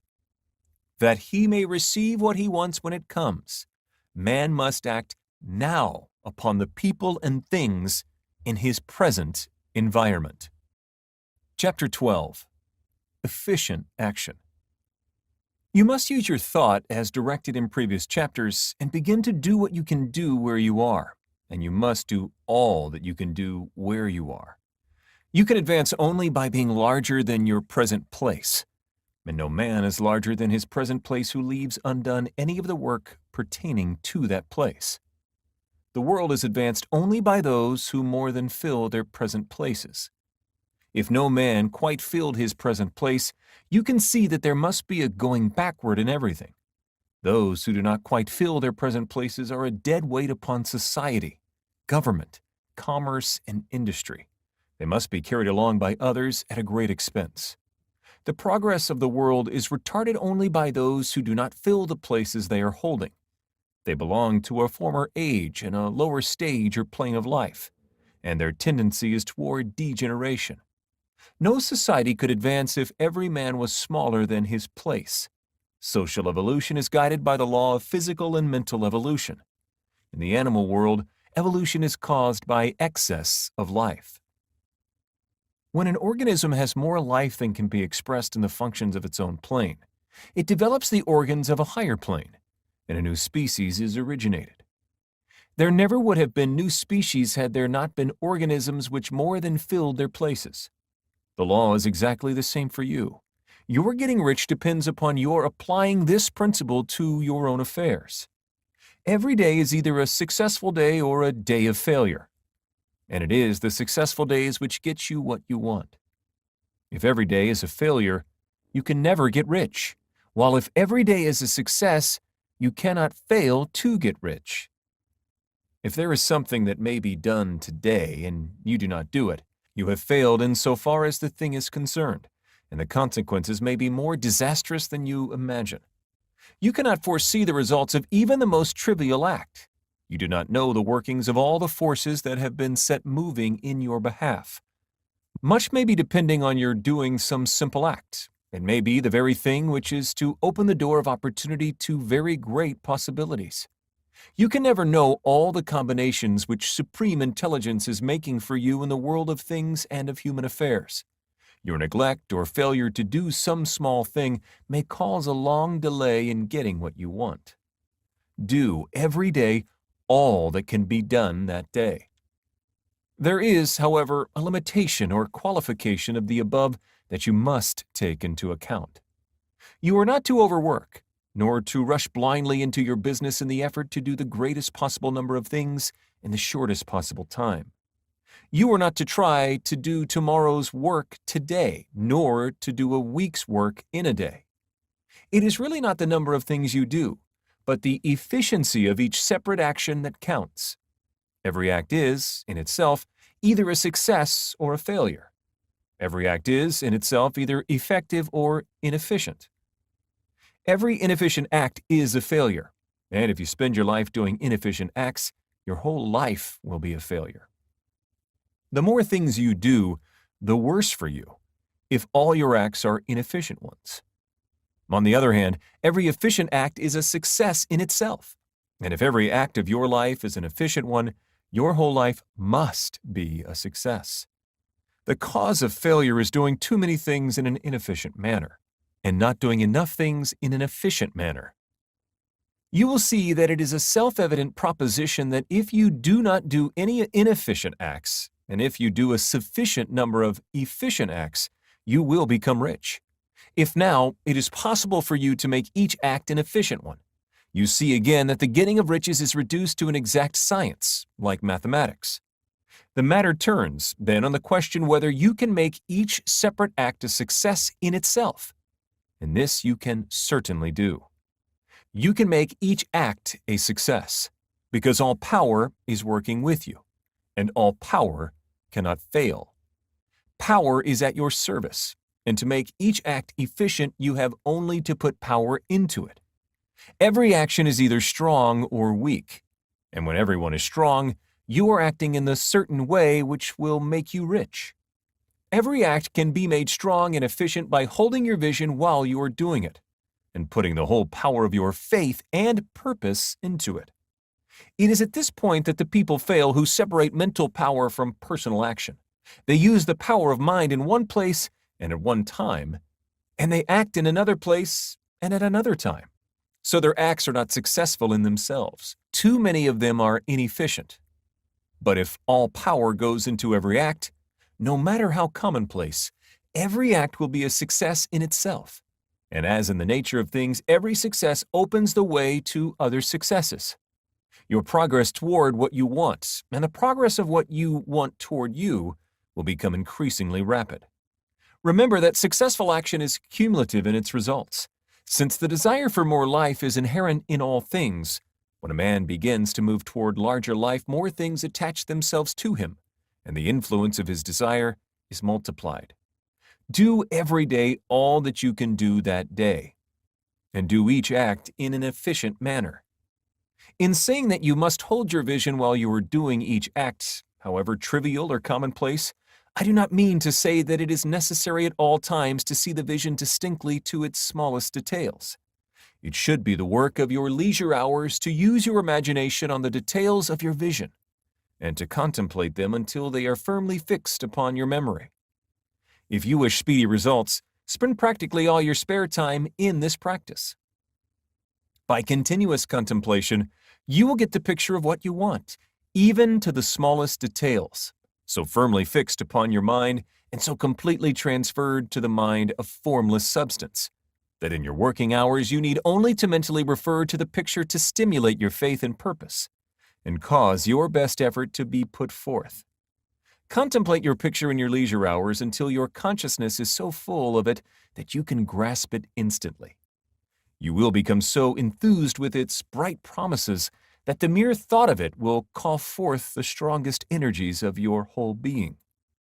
Let us again repeat our syllabus, and by slightly changing the closing statements, bring it to the point we have now reached. There is a thinking stuff from which all things are made, and which, in its original state, permeates, penetrates, and fills the inner spaces of the universe. A thought in this substance produces the thing that is imagined by the thought. Man can form things in his thought, and by impressing his thought upon formless substance, can cause the thing he thinks about to be created. In order to do this, man must pass from the competitive to the creative mind. He must form a clear mental picture of the things he wants, and do with faith and purpose all that can be done each day, doing each separate thing in an efficient manner. Chapter 13. getting into the right business. Success in any particular business depends for one thing upon your possessing in a well-developed state the faculties required in that business. Without good musical faculty, no one can succeed as a teacher of music. Without well-developed mechanical faculties, no one can achieve great success in any of the mechanical trades. Without tact and the commercial faculties, no one can succeed in mercantile pursuits. But to possess in a well-developed state the faculties required in your particular vocation does not ensure getting rich. There are musicians who have remarkable talent, and who yet remain poor. There are blacksmiths, carpenters, and so on who have excellent mechanical ability, but who do not get rich. And there are merchants with good faculties for dealing with men who nevertheless fail. The different faculties are tools. It is essential to have good tools. But it is also essential that the tools should be used in the right way. One man can take a sharp saw, a square, a good plane, and so on, and build a handsome article of furniture. Another man can take the same tools and set to work to duplicate the article, but his production will be a botch. He does not know how to use good tools in a successful way. The various faculties of your mind are the tools with which you must do the work which is to make you rich. It will be easier for you to succeed if you get into a business for which you are well equipped with mental tools. Generally speaking, you will do best in that business which will use your strongest faculties, the one for which you are naturally best fitted. But there are limitations to this statement also. No man should regard his vocation as being irrevocably fixed by the tendencies with which he was born. You can get rich in any business, for if you have not the right talent for it, you can develop that talent. It merely means that you will have to make your tools as you go along, instead of confining yourself to the use of those with which you were born. It will be easier for you to succeed in a vocation for which you already have the talents in a well-developed state, but you can succeed in any vocation, for you can develop any rudimentary talent, and there is no talent of which you have not at least the rudiment. You will get rich most easily in point of effort, if you do that for which you are best fitted, but you will get rich mostly satisfactory if you do that which you want to do. Doing what you want to do is life, and there is no real satisfaction in living if we are compelled to be forever doing something which we do not like to do, and can never do what we want to do. And it is certain that you can do what you want to do. The desire to do it is proof that you have within you the power which can do it. Desire is a manifestation of power. The desire to play music is the power which can play music seeking expression and development. The desire to invent mechanical devices is the mechanical talent seeking expression and development. Where there is no power, either developed or underdeveloped, to do a thing, there is never any desire to do that thing. And where there is strong desire to do a thing, it is certain proof that the power to do it is strong and only requires to be developed and applied in the right way. All things else being equal, it is best to select the business for which you have the best developed talent. But if you have a strong desire to engage in any particular line of work, you should select that work as the ultimate end at which you aim. You can do what you want to do, and it is your right and privilege to follow the business or avocation which will be most congenial and pleasant. You are not obligated to do what you do not like to do, and should not do it except as a means to bring you to the doing of the thing you want to do. If there are past mistakes whose consequences have placed you in an undesirable business or environment, you may be obliged for some time to do what you do not like to do, but you can make the doing of it pleasant by knowing that it is making it possible for you to come to the doing of what you want to do. If you feel that you are not in the right vocation, do not act too hastily in trying to get into another one. The best way, generally, to change business or environment is by growth. Do not be afraid to make a sudden and radical change if the opportunity is presented, and you feel after careful consideration that it is the right opportunity. But never take sudden or radical action when you are in doubt as to the wisdom of doing so. There is never any hurry on the creative plane, and there is no lack of opportunity. When you get out of the competitive mind, you will understand that you never need to act hastily. No one else is going to beat you to the thing you want to do. There is enough for all. If one place is taken, Another and a better one will be opened for you a little farther on. There is plenty of time. When you are in doubt, wait. Fall back on the contemplation of your vision and increase your faith and purpose. And by all means, in times of doubt and indecision, cultivate gratitude. A day or two spent in contemplating the vision of what you want and in earnest thanksgiving that you are getting it will bring your mind into such close relationship with the Supreme that you will make no mistake when you do act. There is a mind which knows all there is to know, and you can come into close unity with this mind by faith and the purpose to advance in life if you have deep gratitude. Mistakes come from acting hastily, or from acting in fear or doubt, or in forgetfulness of the right motive, which is more life to all and less to none. As you go on in a certain way, opportunities will come to you in increasing number, and you will need to be very steady in your faith and purpose, and to keep in close touch with the all-mind by reverent gratitude. Do all that you can do in a perfect manner every day, but do it without haste, worry, or fear. Go as fast as you can, but never hurry. Remember that in the moment you begin to hurry, you cease to be a creator and become a competitor. You drop back upon the old plane again. Whenever you find yourself hurrying, call a halt. Fix your attention on the mental image of the thing you want and begin to give thanks that you are getting it. The exercise of gratitude will never fail to strengthen your faith and renew your purpose. Chapter 14. The Impression of Increase.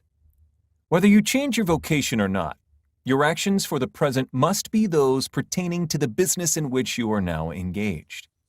You can get into the business you want by making constructive use of the business you are already established in, by doing your daily work in a certain way. And insofar as your business consists in dealing with other men, whether personally or by letter, the key thought of all your efforts must be to convey to their minds the impression of increase. Increase is what all men and all women are seeking. It is the urge of the formless intelligence within them, seeking fuller expression. The desire for increase is inherent in all nature. It is the fundamental impulse of the universe. All human activities are based on the desire for increase. People are seeking more food, more clothes, better shelter, more luxury, more beauty, more knowledge, more pleasure, increase in something, more life. Every living thing is under this necessity for continuous advancement. Where increase of life ceases, dissolution and death set in at once. Man instinctively knows this, and hence he is forever seeking more. This law of perpetual increase is set forth by Jesus in the parable of the talents. Only those who gain more retain any. From him who hath not shall be taken away even that which he hath. The normal desire for increased wealth is not an evil or reprehensible thing. It is simply the desire for more abundant life. It is aspiration. And because it is the deepest instinct of their natures, all men and women are attracted to him who can give them more of the means of life. In following the certain way as described in the foregoing pages, you are getting continuous increase for yourself, and you are giving it to all with whom you deal. You are a creative center, from which increase is given off to all. Be sure of this, and convey assurance of the fact to every man, woman, and child with whom you come in contact. No matter how small the transaction, even if it be only the selling of a stick of candy to a little child, put into the thought of increase, and make sure that the customer is impressed with the thought. Convey the impression of advancement with everything you do, so that all people shall receive the impression that you are an advancing man, and that you advance all who deal with you, even to the people whom you meet in a social way, without any thought of business, and to whom you do not try to sell anything. Give the thought of increase. You can convey this impression by holding the unshakable faith that you, yourself, are in the way of increase, and by letting this faith inspire, fill, and permeate every action. Do everything that you do in the firm conviction that you are an advancing personality, and that you are giving advancement to everybody. Feel that you are getting rich, and that in so doing, you are making others rich. and conferring benefits on all. Do not boast or brag of your success or talk about it unnecessarily. True faith is never boastful. Wherever you find a boastful person, you find one who is secretly doubtful and afraid. Simply feel the faith and let it work out in every transaction. Let every act and tone and look express the quiet assurance that you are getting rich, that you are already rich. Words will not be necessary to communicate this feeling to others. They will feel the sense of increase when in your presence and will be attracted to you again. You must so impress others that they will feel that in associating with you, they will get increase for themselves. See that you give them a use value greater than the cash value you are taking from them. Take an honest pride in doing this and let everybody know it, and you will have no lack of customers. People will go where they are given increase, and the Supreme, which desires increase in all and which knows all, will move toward you men and women who have never heard of you.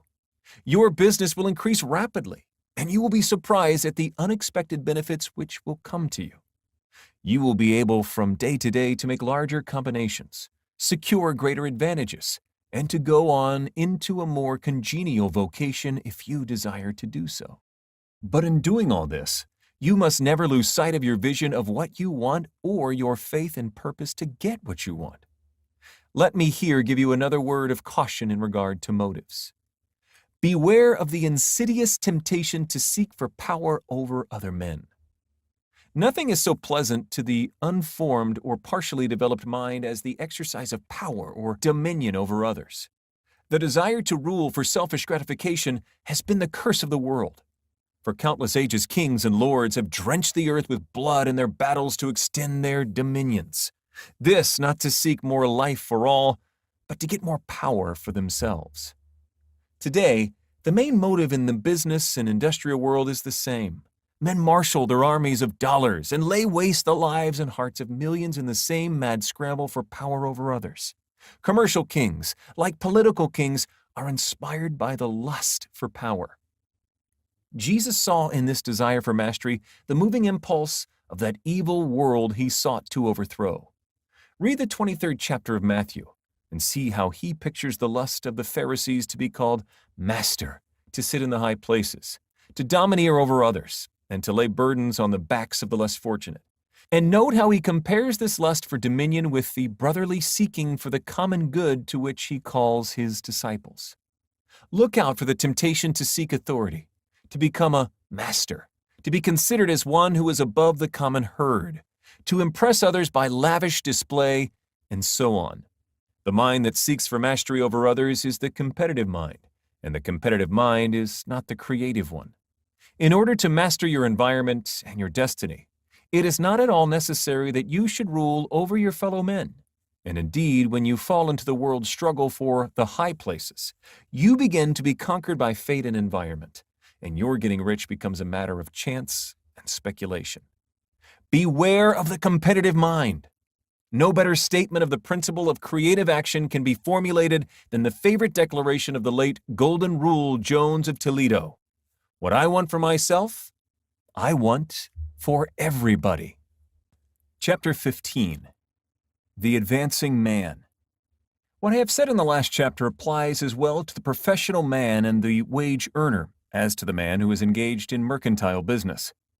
No matter whether you are a physician, a teacher, or a clergyman, if you can give increase of life to others and make them sensible of the fact, they will be attracted to you, and you will get rich. The physician who holds the vision of himself as a great and successful healer, and who works toward the complete realization of that vision with faith and purpose, as described in former chapters, will come into such close touch with the source of life that he will be phenomenally successful. Patients will come to him in throngs. No one has a greater opportunity to carry into effect the teaching of this book than the practitioner of medicine. It does not matter to which of the various schools he may belong, for the principle of healing is common to all of them, and may be reached by all alike. The advancing man in medicine, who holds a clear mental image of himself as successful, and obeys the laws of faith, purpose, and gratitude, will cure every curable case he undertakes, no matter what remedies he may use. In the field of religion, the world cries out for the clergyman who can teach his hearers the true science of abundant life. He who masters the details of the science of getting rich, together with the allied sciences of being well, of being great, and of winning love, and who teaches these details from the pulpit, will never lack for a congregation. This is the gospel that the world needs. It will give increase of life, and men will hear it gladly, and will give liberal support to the man who brings it to them. What is now needed is a demonstration of the science of life from the pulpit. We want preachers who can not only tell us how, but who in their own persons will show us how. We need the preacher who will himself be rich, healthy, great, and beloved, to teach us how to attain to these things, and when he comes, he will find a numerous and loyal following. The same is true of the teacher who can inspire the children with the faith and purpose of the advancing life. He will never be out of a job, and any teacher who has the faith and purpose can give it to his pupils. He cannot help giving it to them if it is a part of his own life and practice. What is true of the teacher, preacher, and physician is true of the lawyer, dentist, real estate man, insurance agent, of everybody. The combined mental and personal action I have described is infallible. It cannot fail. Every man and woman who follows these instructions steadily, perseveringly, and to the letter will get rich. The law of the increase of life is as mathematically certain in its operation as the law of gravitation. Getting rich is an exact science. The wage earner will find this as true of his case as of any of the others mentioned. Do not feel that you have no chance to get rich because you are working where there is no visible opportunity for advancement, where wages are small and the cost of living high. Form your clear mental vision of what you want and begin to act with faith and purpose. Do all the work you can do every day, and do each piece of work in a perfectly successful manner. Put the power of success and the purpose to get rich into everything that you do. But do not do this merely with the idea of currying favor with your employer, in the hope that he or those above you will see your good work and advance you. It is not likely that they will do so. The man who is merely a good workman, filling his place to the very best of his ability, and satisfied with that, is valuable to his employer. And it is not to the employer's interest to promote him. He is worth more where he is. To secure advancement, something more is necessary than to be too large for your place. The man who is certain to advance is the one who is too big for his place and who has a clear concept of what he wants to be, who knows that he can become what he wants to be, and who is determined to be what he wants to be. Do not try to more than fill your present place with a view to pleasing your employer. Do it with the idea of advancing yourself.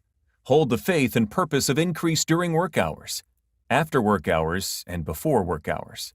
Hold it in such a way that every person who comes in contact with you, whether foreman, fellow workman, or social acquaintance, will feel the power of purpose radiating from you, so that everyone will get the sense of advancement and increase from you. Men will be attracted to you, and if there is no possibility for advancement in your present job, you will very soon see an opportunity to take another job. There is a power which never fails to present opportunity to the advancing man who is moving in obedience to law. God cannot help helping you if you act in a certain way. He must do so in order to help himself. There is nothing in your circumstances or in the industrial situation that can keep you down. If you cannot get rich working for the Steel Trust, you can get rich on a 10-acre farm. And if you begin to move in the certain way, you will certainly escape from the clutches of the Steel Trust and get on to the farm or wherever else you wish to be. If a few thousand of its employees would enter upon the certain way, the Steel Trust would soon be in a bad plight. It would have to give its working men more opportunity, or go out of business. Nobody has to work for a trust. The trusts can keep men in so-called hopeless conditions only so long as there are men who are too ignorant to know of the science of getting rich, or too intellectually slothful to practice it.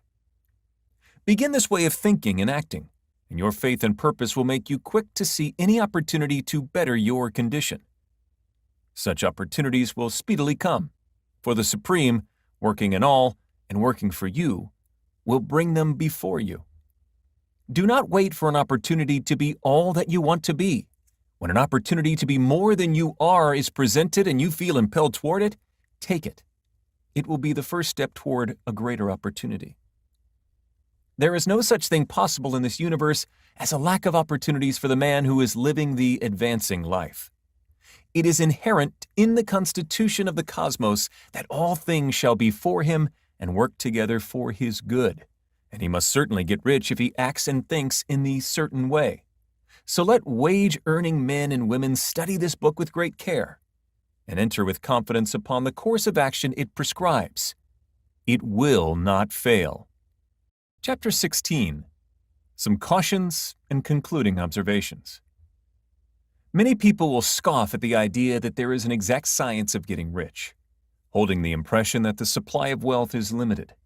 They will insist that social and governmental institutions must be changed before even any considerable number of people can acquire a competence. But this is not true. It is true that existing governments keep the masses in poverty, but this is because the masses do not think and act in the certain way. If the masses begin to move forward as suggested in this book, neither governments nor industrial systems can check them. All systems must be modified to accommodate the forward movement. If the people have the advancing mind, have the faith that they can become rich and move forward with the fixed purpose to become rich, nothing can possibly keep them in poverty. Individuals may enter upon the certain way at any time and under any government, and make themselves rich, and when any considerable number of individuals do so under any government, they will cause the system to be so modified as to open the way for others. The more men who get rich on the competitive plane, the worse for others. The more who get rich on the creative plane, the better for others. The economic salvation of the masses can only be accomplished by getting a large number of people to practice the scientific methods set down in this book and become rich. These will show others the way and inspire them with a desire for real life, with the faith that it can be attained, and with the purpose to attain it. For the present, however, it is enough to know that neither the government under which you live nor the capitalistic or competitive system of industry can keep you from getting rich. When you enter upon the creative plane of thought, you will rise above all these things and become a citizen of another kingdom. But remember that your thought must be held upon the creative plane. You are never for an instant to be betrayed into regarding the supply as limited or into acting on the moral level of competition. Whenever you do fall into old ways of thought, correct yourself instantly. For when you are in the competitive mind, you have lost the cooperation of the mind of the whole. Do not spend any time in planning as to how you will meet possible emergencies in the future, except as the necessary policies may affect your actions today. You are concerned with doing today's work in a perfectly successful manner, and not with emergencies which may arise tomorrow. You can attend to them as they come. Do not concern yourself with questions as to how you shall surmount obstacles which may loom upon your business horizon, unless you can see plainly that your course must be altered today in order to avoid them. No matter how tremendous an obstruction may appear at a distance, you will find that if you go on in the certain way, it will disappear as you approach it, or that a way over, through or around, it will appear. No possible combination of circumstances can defeat a man or woman who is proceeding to get rich along strictly scientific lines. No man or woman who obeys the law can fail to get rich, any more than one can multiply 2 by 2 and fail to get 4.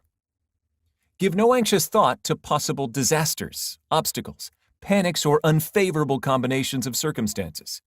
It is time enough to meet such things when they present themselves before you in the immediate present, and you will find that every difficulty carries with it the wherewithal for its overcoming. Guard your speech. Never speak of yourself, your affairs, or anything else in a discouraged or discouraging way. Never admit the possibility of failure, or speak in a way that infers failure as a possibility. Never speak of the times as being hard, or of business conditions as being doubtful. Times may be hard and business doubtful for those who are on the competitive plane, but they can never be so for you. You can create what you want, and you are above fear. When others are having hard times and poor business, you will find your greatest opportunities. Train yourself to think of and to look upon the world as a something which is becoming, which is growing, and to regard seeming evil as being only that which is undeveloped. Always speak in terms of advancement. To do so otherwise is to deny your faith, and to deny your faith is to lose it. Never allow yourself to feel disappointed. You may expect to have a certain thing at a certain time and not get it at that time, and this will appear to you like failure. But if you hold to your faith, you will find that the failure is only apparent. Go on in the certain way, and if you do not receive that thing, you will receive something so much better that you will see that the seeming failure was really a great success. A student of this science had set his mind on making a certain business combination which seemed to him at the time to be very desirable, and he worked for some weeks to bring it about. When the crucial time came, the thing failed in a perfectly inexplicable way. It was as if some unseen influence had been working secretly against him. He was not disappointed. On the contrary, he thanked God that his desire had been overruled, and went steadily on with a grateful mind. In a few weeks, an opportunity so much better came his way that he would not have made the first deal on any account, and he saw that a mind which knew more than he knew had prevented him from losing the greater good by entangling himself with the lesser. That is the way every seeming failure will work out for you if you keep your faith, hold to your purpose, have gratitude, and do every day all that can be done that day, doing each separate act in a successful manner. When you make a failure, it is because you have not asked for enough. Keep on, and a larger thing than you were seeking will certainly come to you. Remember this. You will not fail because you lack the necessary talent to do what you wish to do. If you go on as I have directed, you will develop all the talent that is necessary to the doing of your work. It is not within the scope of this book to deal with the science of cultivating talent, but it is as certain and simple as the process of getting rich. However, do not hesitate or waver for fear that when you come to any certain place, you will fail for lack of ability. Keep right on, and when you come to that place, the ability will be furnished to you. The same source of ability which enabled the untaught Lincoln to do the greatest work in government ever accomplished by a single man is open to you. You may draw upon all the mind there is for wisdom to use in meeting the responsibilities which are laid upon you. Go on in full faith. Study this book. Make it your constant companion until you have mastered all the ideas contained in it. While you are getting firmly established in this faith, you will do well to give up most recreations and pleasure, and to stay away from places where ideas conflicting with these are advanced in lectures or sermons. Do not read pessimistic or conflicting literature, or get into arguments upon the matter. Do very little reading outside of the writers mentioned in the preface. Spend most of your leisure time in contemplating your vision, and in cultivating gratitude, and in reading this book. It contains all you need to know of the science of getting rich, and you will find all the essentials summed up in the following chapter. Chapter 17, Summary of the Science of Getting Rich. There is a thinking stuff from which all things are made, and which, in its original state, permeates, penetrates, and fills the inner spaces of the universe. A thought in this substance produces the thing that is imaged by the thought. Man can form things in his thought, and by impressing his thought upon formless substance can cause the thing he thinks about to be created. In order to do this, man must pass from the competitive to the creative mind. Otherwise, he cannot be in harmony with the formless intelligence, which is always creative and never competitive in spirit. Man may come into full harmony with the formless substance by entertaining a lively and sincere gratitude for the blessings it bestows upon him. Gratitude unifies the mind of man with the intelligence of substance, so that man's thoughts are received by the formless. Man can remain upon the creative plane only by uniting himself with the formless intelligence through a deep and continuous feeling of gratitude. Man must form a clear and definite mental image of the things he wishes to have, to do, or to become. And he must hold this mental image in his thoughts, while being deeply grateful to the Supreme that all his desires are granted to him. The man who wishes to get rich must spend his leisure hours in contemplating his vision, and an earnest thanksgiving that the reality is being given to him. Too much stress cannot be laid on the importance of frequent contemplation of the mental image, coupled with unwavering faith and devout gratitude. This is the process by which the impression is given to the formless, and the creative forces set in motion. The creative energy works through the established channels of natural growth and of the industrial and social order. All that is included in his mental image will surely be brought to the man who follows the instructions given above, and whose faith does not waver. What he wants will come to him through the ways of established trade and commerce. In order to receive his own when it shall come to him, man must be active, and this activity can only consist in more than filling his present place. He must keep in mind the purpose to get rich through the realization of his mental image, and he must do every day all that can be done that day, taking care to do each act in a successful manner. He must give to every man a use value in excess of the cash value he receives, so that each transaction makes for more life, and he must so hold the advancing thought that the impression of increase will be communicated to all with whom he comes in contact. The men and women who practice the foregoing instructions will certainly get rich, and the riches they receive will be in exact proportion to the definiteness of their vision, the fixity of their purpose, the steadiness of their faith, and the depth of their gratitude.